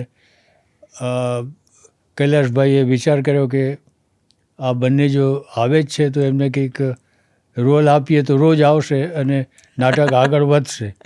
એટલે બંનેને રોલ આપ્યા, અને એમાંથી આગળ થયું નાટક. અને અત્યારે આપણે એની વાત કરીએ એટલું એ સફળ થયું અથવા નિષ્ફળ થયું, કારણ કે પહેલી વાર જ્યારે થયું ત્યારે એના માત્ર 8 જ શો થયેલા, અને સરિયામ નિષ્ફળ થયેલું. પહેલાં આપણા ગુજરાત સમાચારના શું નામ એનું, એના સમીક્ષક, નામ યાદ નથી આવતું, પણ એમણે કહ્યું કે ગંધાતું ફૂલ. હા, આપણે પીતાંબર પટેલ સંદેશમાં ગંધાતું ફૂલ એમ કરીને નામ એનો રિવ્યૂ આપેલો. અરે અરે. અને ચીનુ મોદીએ કહ્યું કે મધુએ મૃણાલીને ફૂલ બનાવી. આવા રિવ્યૂ આવેલા. પણ તેમ છતાં એની ખ્યાતિ દિલ્હી સુધી પહોંચી, ત્યાં હિન્દીમાં થયું, પછી અનેક ભાષાઓમાં થયું. પછી હવે તો 14 ભાષામાં એ થયું, અને પછી અત્યારે હમણાં સુધી મરાઠીમાં પણ થયું. છેલ્લે હમણાં 2 વર્ષ પહેલાં મરાઠીમાં પણ થયું. એટલે આ એની કથા. એટલે મેં સંક્ષિપ્તમાં કરી, પણ આના વિશે આખો એક ઇન્ટરવ્યૂ થઈ શકે એટલી લાંબી વાતો થઈ શકે. કારણ કે અનેક વાતો છે આની. થોડા વર્ષો પહેલાં જો હું ભૂલ ના કરતો હોઉં તો અભિનય બેંકર અને તેમની મંડળીએ પણ આ નાટકને રીઓપન કર્યું હતું. revive કર્યું. હા, રિવાઇવ કર્યું હતું. અને તમે દામિનીબેન ને કૈલાશભાઈને પ્રસ્તુત કરતા જોયા હશે, અમે એ રીતે જોયા. અને કદાચ એ પ્રસ્તુતિમાં તમે હાજર હતા, નટરાણીમાં થઈ ત્યારે અભિનય કરી ત્યારે હાજર એટલે હા, મેં જોયેલું. આ નાટકને પહેલી વાર તમારા કોઈ નાટકને જ્યારે તમે મંચસ્થ જોયું ત્યારે શું લાગણીઓ હતી, કેવું લાગ્યું હતું સર? એ મેં મંચસ્થ જોયું નહીં, કારણ કે હું પોતે મંચ ઉપર હતો. ઓકે, હું પેલો નાનકડો રોલ જે તમને આપ્યો હતો. મને એક લીટીનો રોલ આપેલો, good evening ladies and gentleman. એમાંથી હું લખતો ગયો, એ રોલ મોટો થતો ગયો અને આખરે તો આખા નાટક ઉપર એ છવાઈ ગયો. અને એ જ રોલ પછી આ ભાઈએ પણ કર્યો, બેંકરે પોતે કર્યો, એ રિવાઇવ કર્યો. એમાં પણ એ બંને પ્રસ્તુતિમાં ઘણો ફરક હતો દેખીતી રીતે, કારણ કે એના દિગ્દર્શકો જુદા હતા અને એનું આખું ઇન્ટરપ્રિટેશન જુદું હતું, મારા ધારવા કરતાં જુદી રીતે એ થયેલું. પણ એ તો હવે આપણે એના ઉપર કંઈ નિયંત્રણ ન હોય, કારણ કે એની સંપત્તિ થઈ ગઈ જ્યારે એણે હાથમાં લીધું ત્યારે. તો તમે આજે આ નાટક ધારો કે એની પહેલી પ્રત હાથમાં લો ત્યારે તમને કૈલાસભાઈ, મૃણાલિનીબેન, દામિનીબેન યાદ આવે? તમને શું સ્મૃતિઓ? ઓફકોર્સ, અલબત્ત યાદ આવે. હાથમાં ન લઉં તો યાદ આવે, કારણ કે એ લોકોનું બહુ મોટું ઋણ છે મારા ઉપર. કારણ કે નહીં તો કોણ નવા નાટકવાળાને કોણ પકડે આવે? એને આઠ શો થશે એવી સ્પષ્ટ એ લોકોને ખ્યાલ જ હતો કે કદાચ 8 પણ નહીં થાય. પણ તેમ છતાં એમણે એ જોખમ લીધું અને એ નાટક કર્યું. એટલે હેડ્સ ઓફ ટુ કૈલાશભાઈ, કારણ કે એમણે એ નાટક વાંચીને જ એમણે કહ્યું કે આ 50 વર્ષ પછી પણ આની વાતો થશે ને થઈ રહી છે. તમે જી જુઓ છો. અને તમે કૈલાશભાઈ માટે એક સમય એક જગ્યાએ કીધું છે કે એમની આપણે જોઈએ એવી કદર નથી કરી શક્યા. નથી કરી શક્યા, દેખીતી વાત છે. યસ, એ દર્પણમાં એ દબાઈ ગયા. એમની એટલી કદર નથી થઈ એવું હું માનું છું. શિવકુમાર વાર્તા માટે શિવકુમાર જેટલું કર્યું એટલું નાટક માટે એમણે આ કર્યું એવું મારું માનવું છે. અને પ્રવીણ જોશીનું પણ એવું જ કહેવાય, કારણ કે એમણે મને વધુ જાણીતો કર્યો. કુમારની અગાશી, સંતુ રંગીલી અને ખેલંદો, આ બધી. એના પછી આણે પણ કર્યું એક નાટક મારું, ચાનસ, કેતન મહેતા. એટલે પણ કદાચ કોઈ પણ એક ફૂલનું નામ બોલો તો ના 8 શો થયા હશે, પણ સંતુ રંગીલીના તો 200 શો થયા. કે કુમારની અગાશીના પણ એવા જ ભરપૂર પ્રયોગો થયા અને ખૂબ વખણાયું.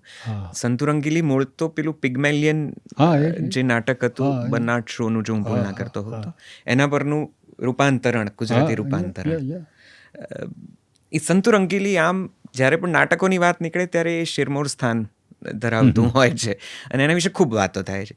સરિતાબેન પણ જાહેર પ્રયોગોમાં ક્યાંક ને ક્યાંક પછી તો સંતુના સિક્કા પડશે હેમાદ્રી એ કરીને જે એકોક્તિ એમની બોલે છે એ પણ ઘણી લોકપ્રિય છે. સંતુ રંગીલી વિશે થોડીક વાતો કરો. કેવી રીતે એ આખું લખાયું? કઈ રીતે પિગ્મેલિયનનો આધાર લીધો તમે, કે એના ઉપરથી રૂપાંતરણ કેમ કર્યું? હું ત્યાંથી ભણીને આવ્યો ત્યારે મારી પાસે એક પુસ્તક હતું, વિશ્વના શ્રેષ્ઠ 8 નાટકો, અંગ્રેજીમાં, પણ એમાં ઘણી બધી ભાષાઓના હતા. એમાં રવીન્દ્રનાથનું પણ એક નાટક હતું. તો એમાં આ પિગ્મેલિયન નાટક હતું. અને એ પુસ્તક આવડું મોટું હતું એટલે મારી પાસે એ રાખવાની જગ્યા નહોતી. તો મેં પ્રવીણભાઈને આપ્યું કે આ તમારી લાઇબ્રેરીમાં રાખો, લોકોને ગમશે. તો એમાં આ પિગ્મેલિયન હતું. અને એમણે કહ્યું કે આ નાટક તું કર.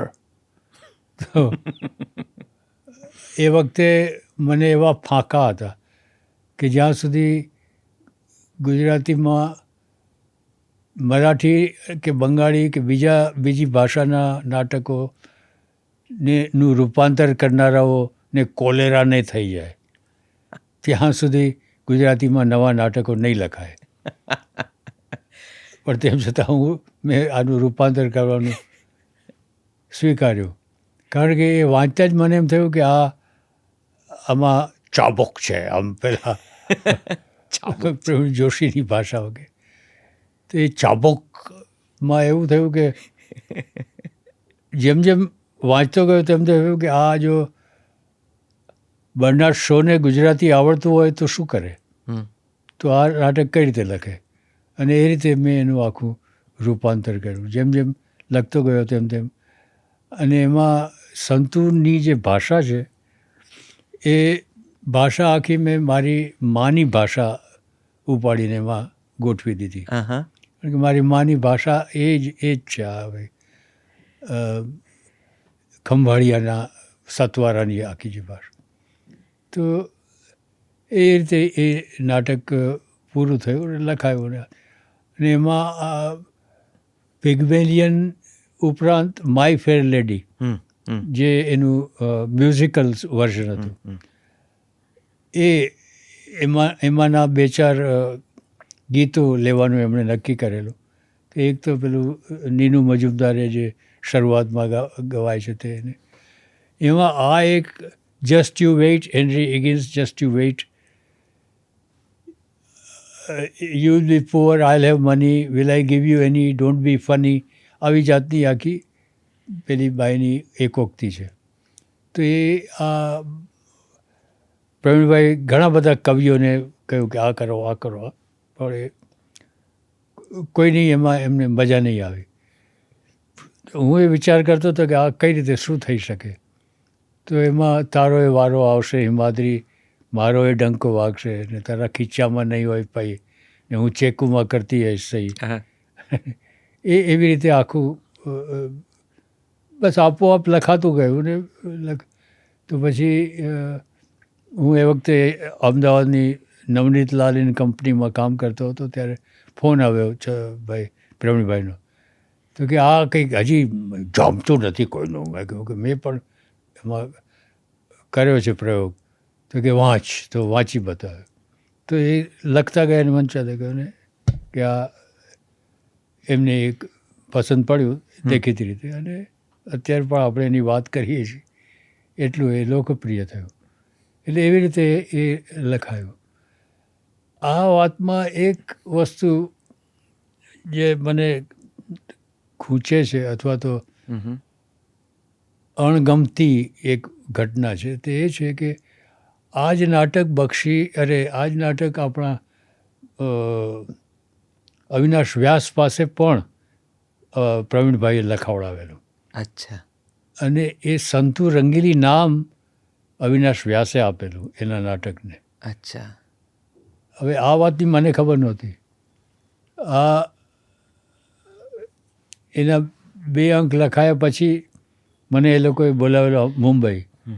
અને એ વખતે ટ્રેનની હડતાલ હતી એટલે હું પ્લેનમાં ગયેલો. અને એરપોર્ટથી ટેક્સી કરીને હું જતો હતો INTની ઓફિસે. તો આઈ શેર્ડ ધ કેબ અવિનાશભાઈના દીકરા સાથે. એ દીકરાનું નામ ભૂલી જાઉં છું. ગૌરાંગભાઈ હા એમની સાથે. ત્યાં એમણે કહ્યું કે તમે શાને? મેં કહ્યું આને કારણે. કે મારા બાપા પાસે પણ એણે પ્રવીણે લખાવડાવ્યું છે. અને મેં કહ્યું મને તો આ ખબર નહોતી. એટલે એણે એક કહ્યું નહીં પ્રવીણે એ મને જરાક એક ખટકો લાગે છે કે એણે કહેવું જોઈતું હતું. અને પછી મેં કર્યું હોત કે નહીં એ જુદી વાત છે.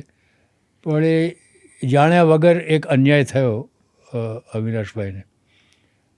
અને અવિનાશભાઈએ એક રીતે વેર એ લીધું. વેર તો શું પણ એક રીતે એક કે સંતુ રંગીલી નાટક આટલું બધું પ્રખ્યાત થયું તો એમણે એમના પોતાના નાટકની ફિલ્મ ઉતારી અને એનું નામ પણ સંતુ રંગીલી જ રાખ્યું કે એણે જ તો નામ આપેલું.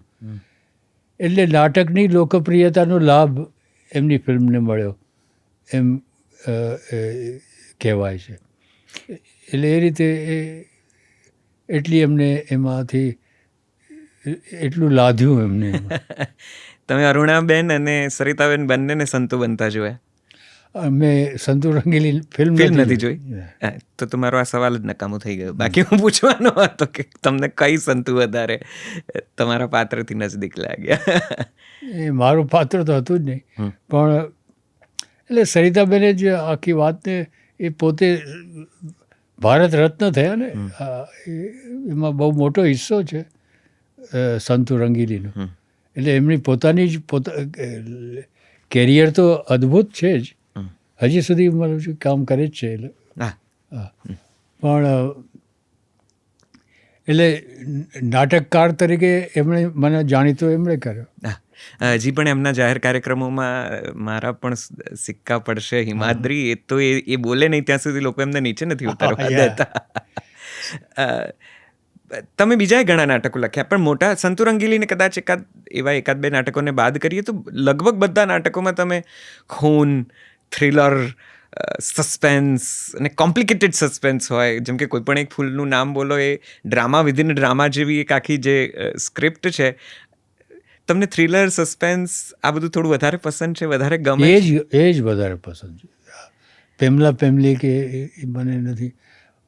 ફિલ્મો પણ હું સસ્પેન્સ થ્રિલર જ જોતો હોઉં છું. સ્પાય થ્રિલર છે કે સાયકોલોજીકલ થ્રિલર છે. એટલે સસ્પેન્સ સિવાય મને મજા નથી આવતી. સસ્પેન્સ અને સાયન્સ ફિક્શન. સૂક્ષ્મ રીતે તો ક્યાંક એમાંય માનવ સંબંધોના તાણાવાણા તમે બહુ જુદી રીતે પ્રસ્તુત કરો છો. એ તમારી મોટાઈ છે. આ બધા નાટકોમાં મધુભાઈ આ પૂછવું જરા બહુ ક્યારેક ક્લીશે લાગશે, પણ મને પૂછવું તો છે. તોય કયું નાટક તમારા દિલની ખૂબ નજીક છે? એ ચાહે કુમારની અગાશી હોય, ખિલંદો હોય, જેરવું હોય, આપણે ક્લબમાં મળ્યા હતા હોય, કે અલબત્ત કામિની. એટલે આ કોઈ પણ એક ફૂલનું નામ બોલું એ જ. એટલે અત્યાર સુધી હું એમ માનું છું કે એ સારામાં સારું લખાયું છે. પહેલું અને સૌથી પહેલું ખરું, અને કદાચ તમને જે બહુ ગમે. બાકીના પણ સરસ જ છે, પણ આમાં એમ લાગે કે આપણે મન મોર બની ટહુકાર કરે, મન મોર બની થનગાટ કરે. હા હા, એવું લાગે. અને એક રૂપાંતરણની કલાને ભલે તમે પેલું કોલેરા અને મરકીના નામે કોટ કર્યું હોય, જે આજે ખૂબ પોપ્યુલર કોટ છે, જે ઘણી વખત તમારી વાત નીકળે ત્યારે આનો ઉલ્લેખ થતો હોય છે, પણ તમારા નાટકોના અલબત્ત તમે જ ઘણા બધા રૂપાંતરણો કર્યા. નાટકમાંથી નવલકથા અને નવલકથામાંથી નાટક, અને જેમ કે કિમ્બલ રેવન્સવુડ નામની આપની ખૂબ જાણીતી કૃતિ, જેમાંથી કેતન મહેતાએ એક સમયે મિસ્ટર યોગી દૂરદર્શન પર આવતી એ સિરિયલ કરી હતી, અને પછીથી આશુતોષ ગોવારીકરે વોટ્સ યોર રાશિનું નિર્માણ કર્યું. તમે પણ એમાંથી નાટક કર્યું, યોગેશ પટેલનું વેવિશાળ. આ નાટકમાંથી કોઈક બીજું રૂપાંતરણ કે નવલકથા, અને નવલકથામાંથી નાટક, એકનું એક કામ કરવાનું મજા આવે છે? જુદી જુદી રીતે કર્યા કરો છો, કેમ કરો છો, શું કારણ છે? ફરીથી હું તમને કહું કે આમાં પણ પ્રોઝેઇક કારણ છે કે નાટક કોઈ વાંચતું નથી, તો નવલકથા કરીને પણ કોઈ વાંચે તો ખરું. આ જ કારણ. અને નવલકથામાંથી નાટક કરવાનું એક મનોયત્ન, એક એક્સરસાઇઝ કે આમાંથી આ થઈ શકે કે કેમ. જ્યારે કિમ્બલ રેવન્સવુડ ઉપરથી સિરિયલ બનાવવાનું નક્કી કર્યું ભાઈ કેતન મહેતાએ, ત્યારે કેતન અને એનો હીરો એ વખતનો જે હતો મોહન ગોખલે, એ બંને ત્યાં આવેલા, લોસ એન્જલસ મારા ઘરે રહેલા, અને અમે સ્ક્રિપ્ટ લખતા હતા એની. અને એ સ્ક્રિપ્ટ લખતા મેં જોયું કે આમાંથી શું કાઢી શકાય અને તેમ છતાં શું બનાવી શકાય, અને એ રીતે આખું નાટક તૈયાર થયું. તો એ નાટક રેડીમેડ નાટક જ બન્યું, કારણ કે એની સિરિયલ તો પછી એ લોકો એમાંથી જે ડેવલપ કરી તે, પણ એ નાટક બન્યા પછી છપાવ્યું મેં, એટલે એ રીતે નાટક બન્યું. અને એમાંથી પછી આણે પેલી સિરિયલ બનાવી, અને પેલા ફિલ્મ બનાવી. પણ એ બંનેમાં મને કોઈ એટલો આકર્ષક કશું નહીં લાગ્યું. બહુ જ એ લોકોએ એ વસ્તુને બહુ જ પાંખી બનાવી નાખેલી. એની જે પાત્રાલેખનની જે મજા હતી, એમાંથી કેટલાય અગત્યના પાત્રો એ લોકોએ કાઢી નાખ્યા, જેનો મને બહુ અફસોસ છે. કે પણ એની વે, એટલે કહેવાનો અર્થ એવો કે તમારો સવાલ છે કે શા માટે આમ, તો એનો જવાબ પણ આ જ કે નાટકો વંચાતા નથી, એટલે નાટકોમાંથી નવલકથાઓ બનાવી. અને એક નાટકમાંથી નવલકથા એ રીતે, એક નવલકથામાંથી નાટક એ રીતે બન્યું કે આ રીતે સિરિયલ બનાવવાની હતી. એની પટકથા લખતા એમ થયું કે આનું નાટક પણ કરી શકાય, અને એ નાટક થયું. અને આ બધામાં એક વખતે હરિયોએ આવ્યો. હરિયો એટલું બધું જુદું સાહિત્યનું પાત્ર છે, અને જે રીતે એનું પોતાનું વિશ્વ છે. તમે કૌતુક નામે જે પણ હરિના પ્રસંગો આલેખ્યા છે એ ખરેખર કૌતુક પેદા કરે છે. કોણ છે આ હરિ? કઈ રીતે આવ્યો છે? અને આટલું જુદું વિશ્વ લઈને કેવી રીતે આવ્યો તમારી કલમમાં?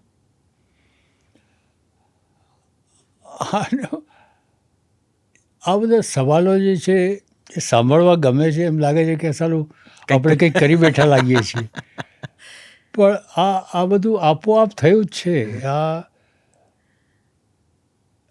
આનો પણ પ્રોજેક્ટ જવાબ જ છે કે દાખલા તરીકે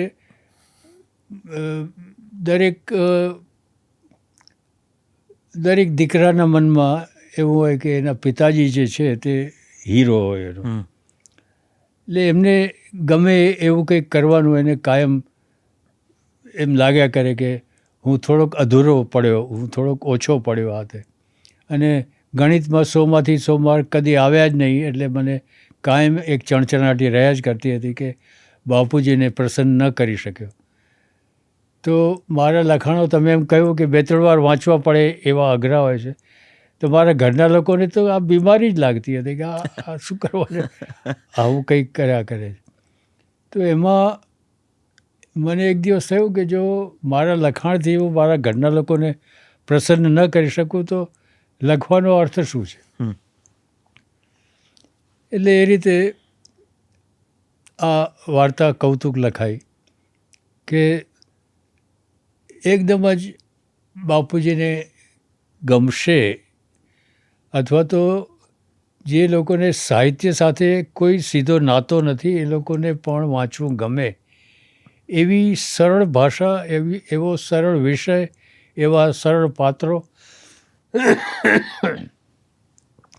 થી નાટક વાર્તા લખવું. અને આ વાર્તા લખી અને બાપુજીએ તે દિવસે એમણે પોતે રસોઈ બનાવેલી.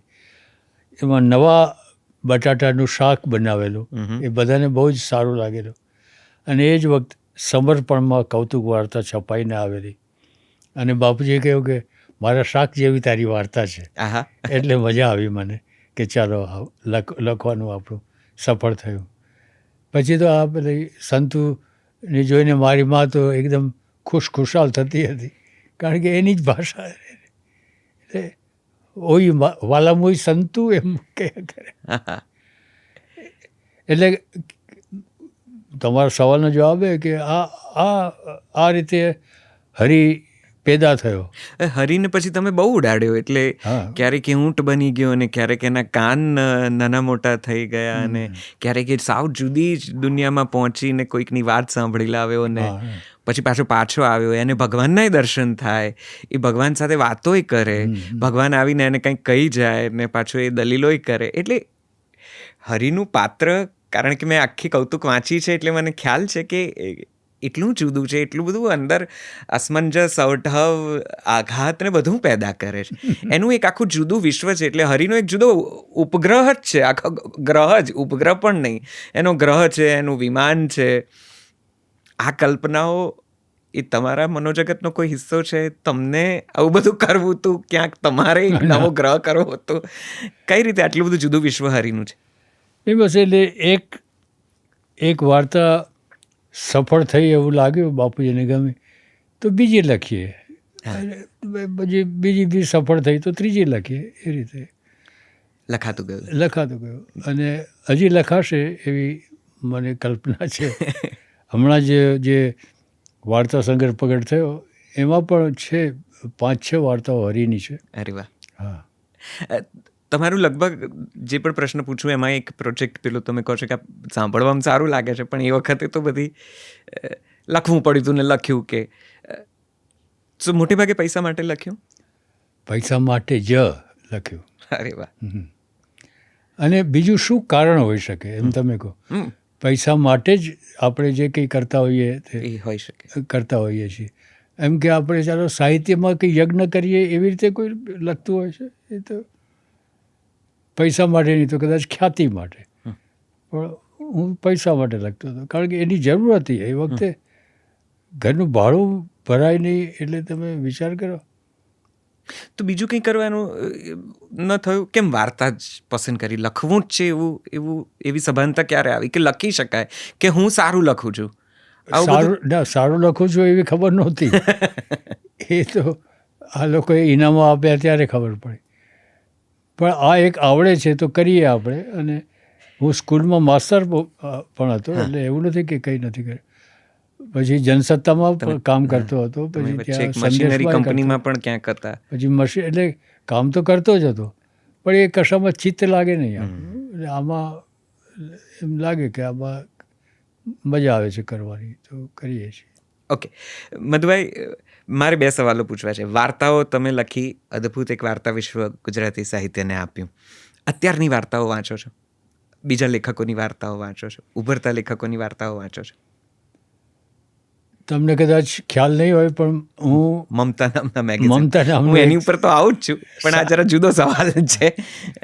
એટલે એમાં આખું પ્રયોજન એ છે કે મને વાર્તાકાર બનાવનારનું શ્રેય અશોક હર્ષને છે. અશોક હર્ષ જે ચાંદની ચલાવતા હતા, ચાંદની વાર્તા માસિક, એમાં મારી વાર્તાઓ આવી અને મને ઇનામ મળ્યું.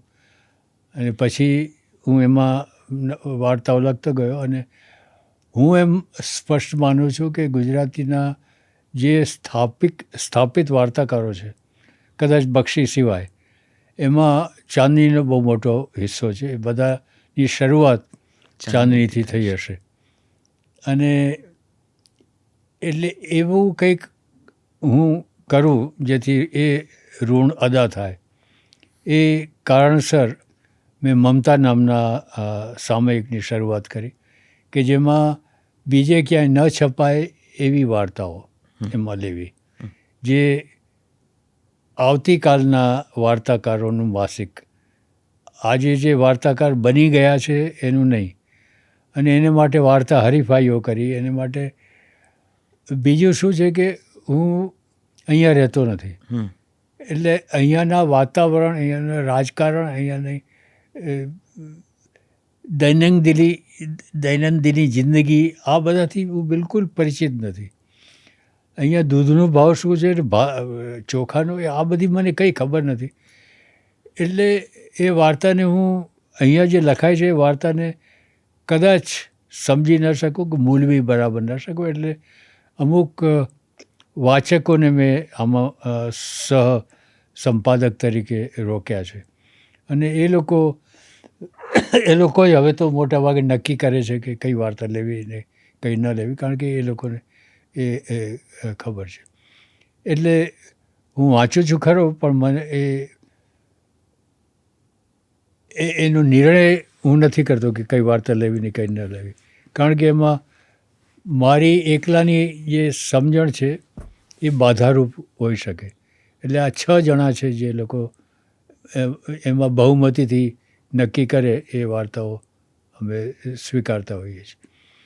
એટલે તમારા સવાલનો જવાબ આ કે હું વાંચું છું ખરો, પણ એના વિશે અભિપ્રાય હું નથી આપતો. તો મૂળ સવાલ આ હતો કે મમતા વિશે તો ખેર તમે વાત કરી જ દીધી, એટલે હવે એ પ્રશ્ન પૂછવાનું કોઈ કારણ રહેતું નથી. પણ છતાં મૂળ પ્રશ્ન એ હતો કે આટલા બધા વાર્તાકારો નવા ને તમે વાંચો છો, તમને કોનામાં થોડું વધારે કૌવત લાગે છે? કોનામાં એવું લાગે છે, કોની કલમમાં બળ લાગે છે કે જે કાલ ઉઠીને ગુજરાતી સાહિત્યને જરા વધારે કંઈક પ્રદાન કરશે? કે 2012માં મેં એક વાર્તા શિબિર કરેલી, આમ 2-3 વર્ષથી કરતો આવે. એ શિબિરમાં એટલે એમાં જે વાતો થાય, જે વ્યાખ્યાનો થાય, જે ચર્ચાઓ થાય, એ બધું તો ખરું. પણ એમાં મેં એક દિવસ એવું કહ્યું કે આવતીકાલે સવારે તમે આ વિષય ઉપર વાર્તા લખી આપજો. અને એમાં બધા બીજે દિવસે વાર્તા લખી લાવ્યા. અને એમાં એક વાર્તાકાર મને એકદમ જ ચોંકાવી ગયો કે આ રાતોરાત જો આ માણસ આટલું સારું લખી શકે તો એ ખરેખર ખૂબ આગળ આવશે. અને 2012માં એ મને ચોંકાવનાર રામ મોરી વાહ. એણે લીધેલી શિબિર અને એમાં એ કરેલું. અને આપ જુઓ છો કે અત્યારે તો એ તો એકદમ જુદા જ સ્તર ઉપર છે. આકાશમાં ઉડ્યો છે. અને એ કદાચ એને છાજે છે. તો એટલે એ એક કહી શકાય. બાકી લખે છે બધા, ઘણા બધા લખે છે. અને કોઈ એકનું નામ આપવાથી બીજાને અન્યાય થાય એવું પણ બને, કારણ કે અત્યારે એકી સાથે બધા નવા નામો યાદ ન આવે. એટલે એમ કહી શકાય કે ઘણા લોકો એવા છે જે હજી થોડા વખત પછી રામ મોરી કે એનાથી વધારે ઊંચાઈ ઉપર લખતા થશે. અત્યારે આટલું કહીને હું વિરમું છું આ વિષયમાંથી. નાટકો જુઓ છો? હવે નાટકો જોવાનું બને છે? હા હા, એટલે અહીંયા આવો ત્યારે શોધીને જોઉં છું, જ્યાં જ્યાં જોવા મળે ત્યાં. અને નાટકની કંપનીઓમાં જઈને વાતો કરતો હોઉં છું, એ લોકોની વાતો. છેલ્લે કોઈ અહીંયા જોયેલું ગમી ગયેલું નાટક યાદ આવે છે?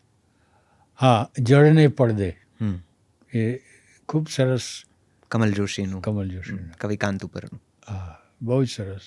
તમે ફ્લોરિડા જે ત્યાં રહો છો અને ત્યાંની સૃષ્ટિ જુદી છે, ત્યાંની સંસ્કૃતિ જુદી છે, ત્યાંનું પ્રસ્તુતિઓ ઘણી બધી જુદી હશે યુએસની કે એ જે તમને વિદેશનો જેટલો પણ અનુભવ છે. એના વિશે કંઈક વાત કરો. ત્યાંના નાટકો કે ત્યાંની પ્રસ્તુતિઓ અહીંની પ્રસ્તુતિઓ કરતાં કઈ રીતે જુદી બને છે? ત્યાંના કલાકારોનું માનસ શું હોય છે? ત્યાં નાટકો કેવી રીતે જીવાય છે, જોવાય છે, સમજાય છે, લખાય છે, પ્રસ્તુત થાય છે? હવે આવા સવાલ પૂછાય ત્યારે મને બહુ જ આશ્ચર્ય થાય છે કે ત્યાં જે લોકો રહે છે તે પાટી પેન લઈને આ બધું લખતા નથી કે આ પ્રસ્તુતિ આવી રીતે થઈ કે આ આમ થયું. ત્યાં ન્યુયોર્કમાં દાખલા તરીકે રોજના 100 નાટક થતા હશે. ન્યુયોર્કમાં 20 વર્ષ ગાળ્યા હોય એવા લોકો, જે લોકો અહીંયા કદાચ નાટકના રસિયા હોય અને ત્યાં જઈને રહ્યા હોય, એ લોકોએ એક પણ નાટક ન જોયું હોય એવું પણ બને. અને એના અનેક કારણો હોય, કારણ કે સવારથી માંડીને સાંજ સુધી જે એ લોકો પોતે પોતાના જિંદગીને ટકાવવા માટે જે કંઈ કરવાનું હોય એમાં એવા સંડોવાયેલા હોય કે આ નાટકો જોઈ ન શકે. અને એવું પણ બને કે એક નાટક એની ટિકિટ $100 હોય તો એ Unaffordable. હા, એ પોસાય નહીં. એવા નાટકો પણ હોય છે જે મફત જોવા મળે અને કોઈના ગેરેજમાં થતા હોય કે કોઈના ઘરમાં થતા હોય. મેં એવા નાટકો પણ જોયા છે કે આટલા આ સ્ટેજ અહીંયા અને પ્રેક્ષક અહીંયા, અને અહીંયા એક વ્યક્તિ જ એકોક્તિ બોલે એ આખું નાટક કરીને. અને એ પણ મેં પેલા મોહનદાસ ગાંધીનું નાટક ત્યાં જોયેલું કે એક સ્ત્રીએ ગાંધીનું નાટક ભજવેલું. અને એ ત્યાં આટલા જ નાના ઓરડામાં, અને અહીંયા બધા પ્રેક્ષકો બેઠા હોય ને ત્યાં બે એક વેંત દૂર સ્ટેજ ગણી લો તમે, અને ત્યાં એ નાટક ભજવાય. એટલે એવા નાટકો પણ હોય છે. ગેરેજમાં કરે નાટક, કે કોઈ વર્કશોપમાં નાટક કરે, કોઈ સ્કૂલમાં કરે. એટલે આ બધાનો કોઈ એક જવાબ નથી. આટલી મોટી પ્રસ્તાવના બાંધવાનું મારું કારણ એટલું જ કે આ બધાનો એક જવાબ નથી, કારણ કે આ પણ એક મોટો દેશ છે. એમાં હવામાનથી માંડીને તે જેટલા ગણો એટલી જાતના જુદા જુદા લોકો છે, ખાનપાન છે, રહેવાના છે, આબોહવા છે. આ ઘણું બધું જુદું છે જેનો એક જવાબ નથી. જી, પણ ત્યાંના નાટકના કલાકારોની કે નાટ્યકારોની કે નાટ્યના સાહિત્યકારોની પણ સમસ્યાઓ આપણા જેવી છે કે ત્યાં જરા જુદી રીતે લોકો વધારે સ્વીકારી લે છે, વધારે જુએ છે, વધારે રળી આપે છે, એવું કંઈ ખરું? કે આપણે અહીંયા જે તકલીફો છે એ ત્યાં જ છે? એ કાગડા બધે જ કાળા. એટલે ત્યાં વધારે સંખ્યામાં નાટકો થાય છે એ ચોક્કસ છે. એ ચોક્કસ છે. અને ત્યાં વધારે સંખ્યામાં એમ માનો કે રેસ્ટોરન્ટ પણ છે, એ પણ ચોક્કસ છે. કારણ કે ત્યાં એ સમૃદ્ધ દેશ છે બરાબર છે. અને ત્યાં વધારે પ્રમાણમાં સ્ટોરો પણ છે એટલે વધારે પ્રમાણમાં બધું જ છે.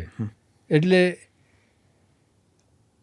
એનો એવો એક જવાબ નથી, આટલું જ કહી શકાય. કહી શકાય. હા. જી મધુભાઈ, તમે આટલા બધા નાટકો જોયા છે, કયું નાટક આમ હંમેશા યાદ કરવાનું મન થાય એવું તમને યાદ આવે છે કે આ નાટક બહુ ગમ્યું હતું મને? તમે ગમે ત્યારે એની વાત કરી શકો ને લંબાણપૂર્વક જેને કહેવાય કે એવું કોઈ ખરું? Yeah. એવા નાટકો મેં જોયા છે જે તમે કહ્યું એમ કાયમ માટે યાદ રહે. અને હું એનું નામ યાદ કરું છું, શુબર્ટ્સ અનફિનિશ્ડ સિમ્ફની. ઓકે.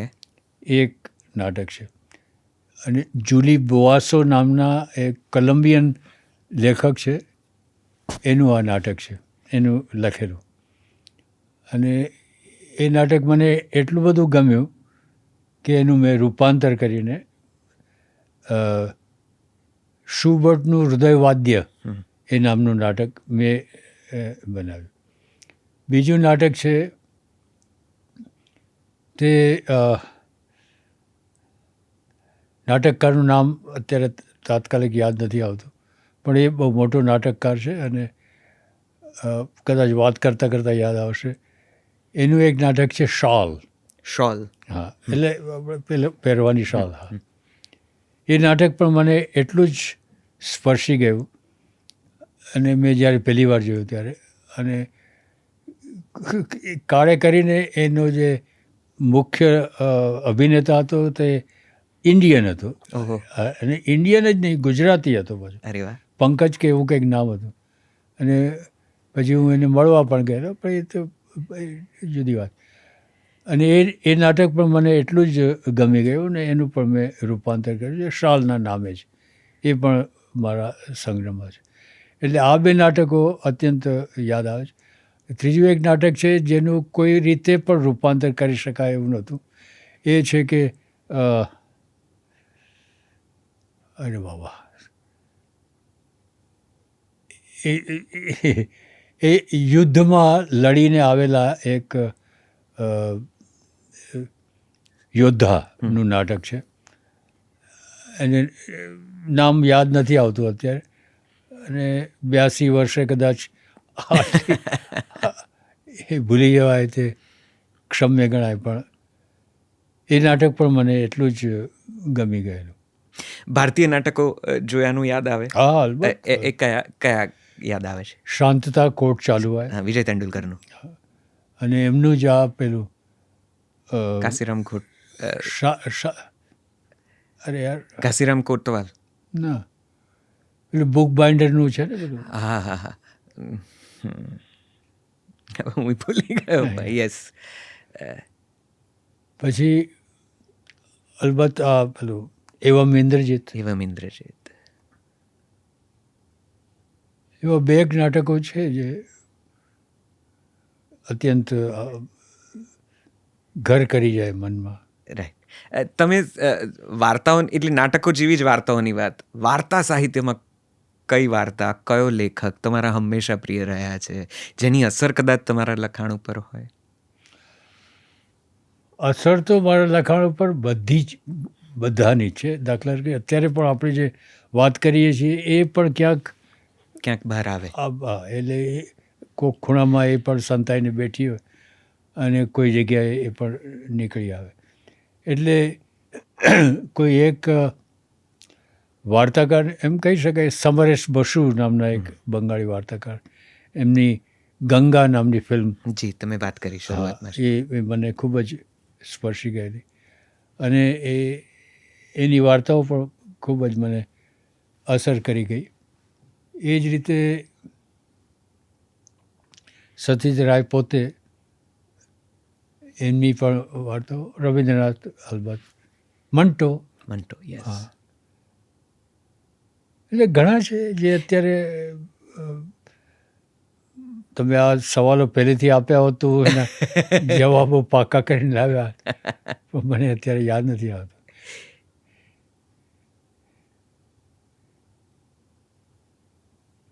હું પેલા નાટકકારનું નામ ડેવિડ, પછી નામ યાદ નથી આવતું. જી, ગુજરાતી સાહિત્યકારોમાંથી કોને યાદ કરો? કોની કૃતિ, કઈ કૃતિ પસંદ છે? યાદ આવે કંઈ?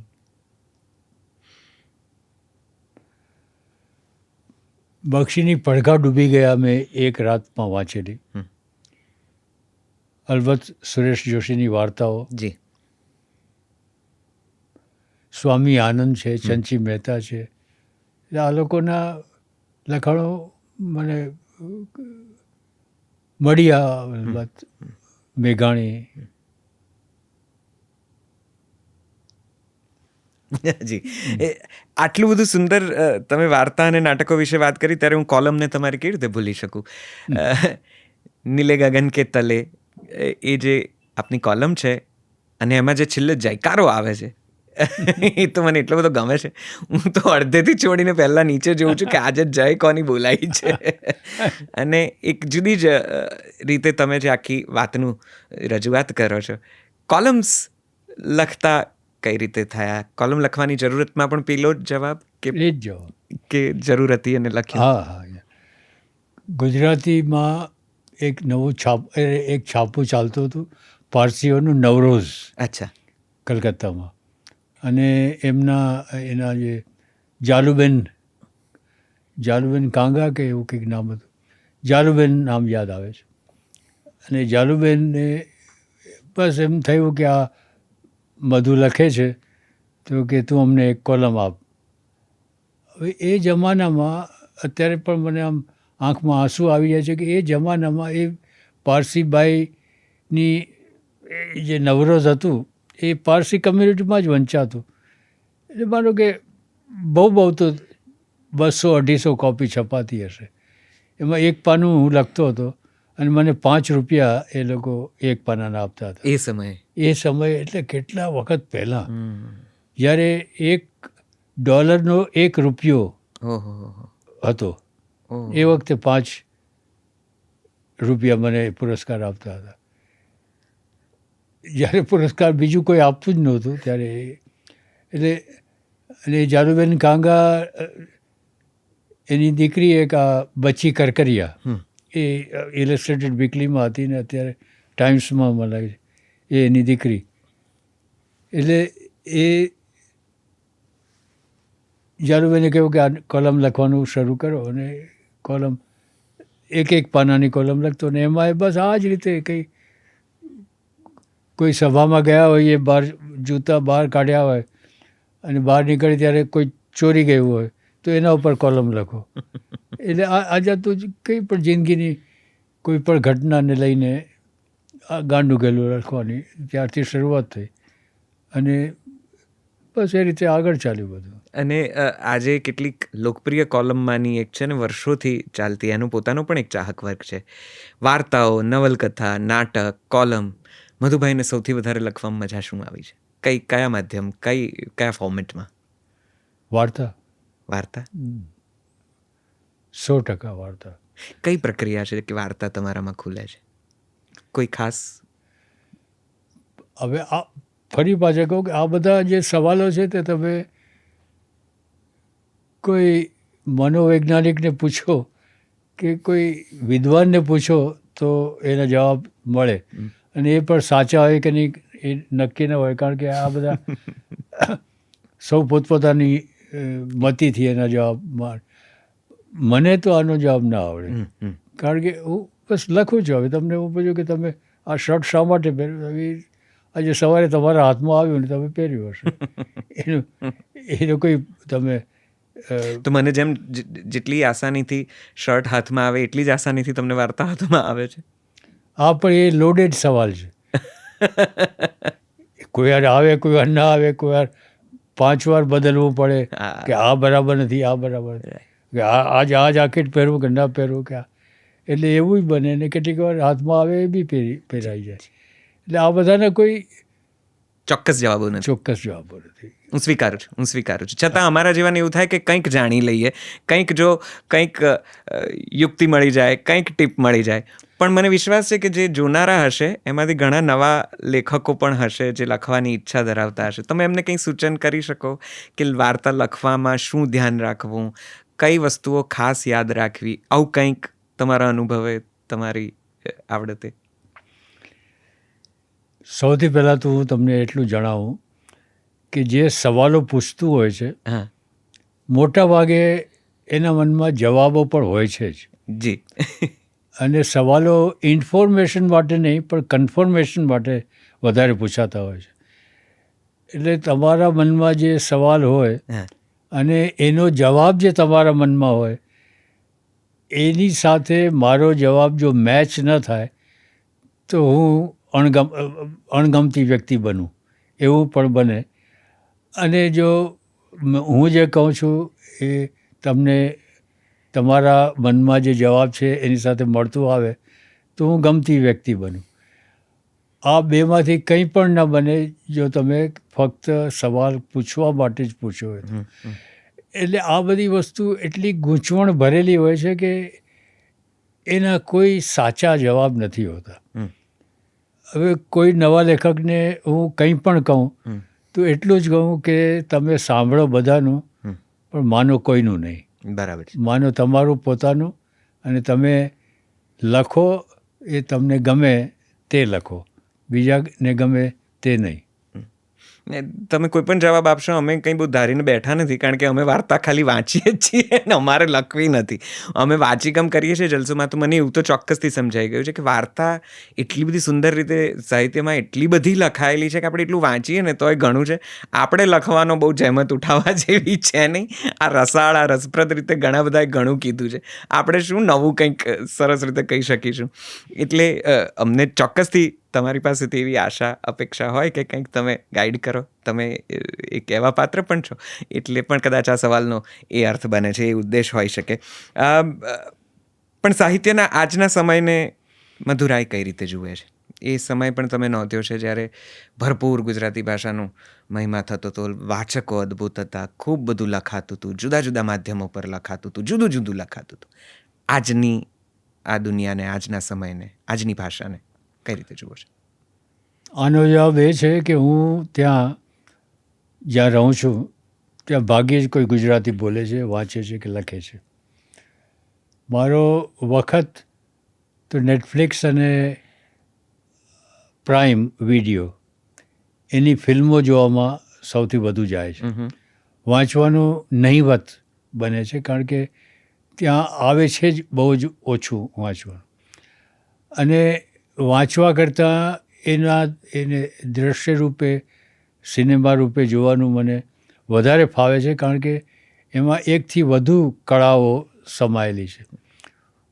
વાર્તામાં માત્ર ભાષા કે એક એની ઘટના કે જે ગણો તે, પણ ફિલ્મમાં તો ફોટોગ્રાફી છે, પેઇન્ટિંગ છે, એક્ટિંગ છે, મ્યુઝિક છે, ડાયલોગ છે, બધું જ, ઘણી બધી વસ્તુઓ, એમાં શું નથી. એટલે એ વધુ આકર્ષે છે. અને મેં અગાઉ કહ્યું એમ સસ્પેન્સ અને સાયન્સ ફિક્શન વધુમાં વધુ હું જોતો હોઉં છું. એટલે તમારા સવાલનો જવાબ આ કે હું વાંચતો જ નથી અત્યારે.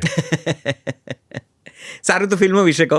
છેલ્લે જોયેલી ને ખૂબ ગમેલી, આ નેટફ્લિક્સ પર કે પ્રાઇમમાં આમ સર્ચ કરતાં કરતાં, એક્સપ્લોર કરતાં કરતાં મળી ગયેલી એવી ફિલ્મો બે ત્રણ કંઈ કહી શકો કે અમે જોઈ નાખીએ, અમારે પણ એને આમ ચેક કરવી જોઈએ કે આ તો જોવા જેવી છે? મધુભાઈએ ખાસ કીધી છે. Red lights. Okay. Red lights નામની ફિલ્મ જો જોવા મળે તો જરૂર જુઓ.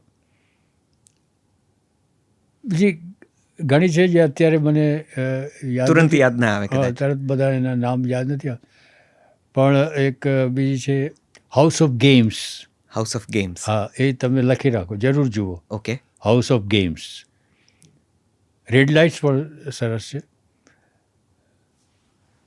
ઓફકોર્સ ગોડફાધર તો ખરી જ. હા.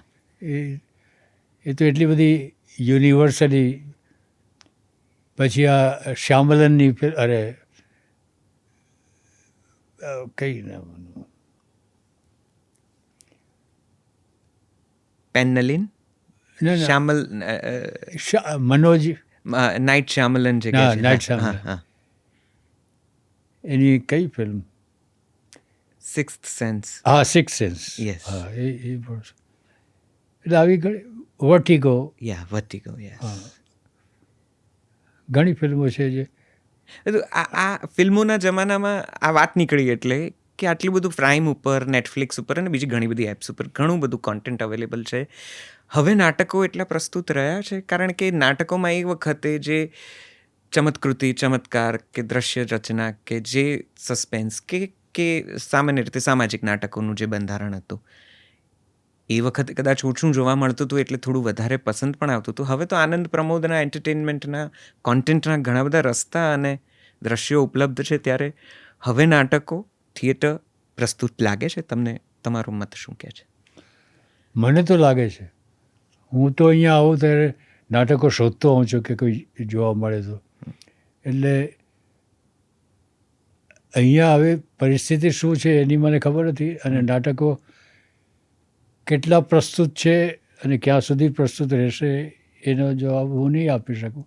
પણ મને અંગત રીતે નાટકો ખૂબ આકર્ષે છે જોવાના, અને જોવા મળે ત્યારે હું જોતો જ હોઉં છું. જી બિલકુલ. કદાચ છેલ્લો સવાલ મધુભાઈ. હા, હું પૂછવા જ જતો હતો. બસ હવે આ છેલ્લું હા, કે આટલી બધી સુંદર રચનાઓ, સાહિત્ય કૃતિ, સફર, એક સરસ ઉંમર, એક સરસ જેને કહેવાય અનુભવો જુદા જુદા શહેરના, દેશના પણ હવે તો ખરા, કોઈ અફસોસ કંઈ જ મનમાં હજી રહી જાય છે? કંઈ જે એમ થાય કે કહી દેવું છે? કંઈક અંદર ખાને કંઈક પીડા, કોઈ વલોપાત, કશું છે? ના ના, આવું કશું ના. અને એ પીડા અને વલોપાત હોય તો પણ હું તમને મને કહું, શું કામ કહો? અને તમારા થકી પાછા તમારા હજાર લોકો પ્રેક્ષકોને, સાંભળશે. હા, એવું તો બને જ નહીં. પણ એવું કશું છે પણ નહીં. જે હતું તે લખાઈ ગયું, કહેવાય ગયું, જીવાઈ ગયું, કહેવાઈ ગયું. હવે એવું કશું રહ્યું નથી. હવે બાકીની જિંદગી કપાસીને કોઈએ પૂછ્યું કે કપાસ સાહેબ, તમે સંગીતમાં આટલો બધો રસ લો છો. કપાસી આ પેલા સપ્તકની સ્થાપના કરેલી, અને એટલે ટૂંકમાં સંગીતના એની સ્કૂલમાં પીરિયડ પૂરો થાય એટલે ઘંટને બદલે સંગીત વાગે, એટલા બધા એના રસિયા. તો મેં એકવાર પૂછેલો કે તમે આટલો બધો રસ લો છો, તમે પોતે કંઈ વગાડો ખરા કે? તો એમણે પોતાની શૈલીમાં કહ્યું કે આપણે થોડો સમય સિતારનો અખતરો કરેલો, પણ પછી થયું કે એમાં આપણો ગજ વાગે એમ નથી, એટલે બાકીની જિંદગી બચાવી લીધી. એટલે હવે બાકીની જિંદગી બચાવીને જે જીવવા મળે તે જીવી લઈએ. વાહ, thank you so much sir. It was a amazing, interesting conversation. Thank you very much. અમને ઘણું બધું એવું આજે જાણવા, સાંભળવા મળ્યું કે જે કદાચ અમે તમારા અભ્યાસ અર્થે જે વાંચ્યું છે કે જે સાંભળ્યું છે એમાં નથી. અને કંઈક અંશે જે તમારી ટકોર કે તમારી જે સહેજ આંગળી ચીંધ્યું છે એ પણ અમને યાદ રહેશે. અને અમે બિલકુલ અમારાથી બનતી કોશિશ કરીશું કે એમાં જો કંઈ સુધારો, વધારો, ઘટાડો કરવાની જરૂર હોય તો ચોક્કસથી કરીશું. Thank you so much. અમને બહુ આનંદ છે કે આજે અમે મધુરાયની સાથે વાતો કરી છે. Thank you so much. શ્રોતાઓને મારો નમસ્કાર. ખૂબ આભાર સાહેબ, ખૂબ આભાર. જલસો પોડકાસ્ટના આજના એપિસોડમાં બસ અહીં આટલું છે. મધુરાય ગુજરાતી સાહિત્યનું એક એવું નામ છે કે જો તમારે ગુજરાતી સાહિત્ય વિશે વાત કરવી હોય, ગુજરાતી ભાષા વિશે વાત કરવી હોય તો તેમની ઓછામાં ઓછી એકાદ કૃતિ તો વાંચવી જ પડે. અત્યંત સફળ નાટકો, અત્યંત રસપ્રદ નાટકો, વાર્તાઓ, નવલકથાઓ અને આર્ટિકલ્સ તેમણે આપણને આપ્યા છે. હું આશા રાખીશ કે તમે તેમના સાહિત્ય સર્જનમાંથી પસાર થાવ અને એ રીતે ભાષાને અને સાહિત્યને જરાક જુદી રીતે થોડું વધારે સમજો. જલસો પોડકાસ્ટમાં આજના એપિસોડમાં અહીંયા આટલું જ રાખીએ છીએ. હા, મધુ રાય સાહેબની થોડીક વાર્તાઓનું અમે પઠન કર્યું છે, નાટ્યાત્મક પઠન કર્યું છે, અને વાચિકમમાં જલસોમાં ઉપલબ્ધ છે. અહીં સુધી આવ્યા છો તો તમે મારી ચેનલને શેર કરશો, સબસ્ક્રાઈબ કરશો, એવું બધું તો કરશો જ કરશો, જાણે કે એવો મને વિશ્વાસ છે.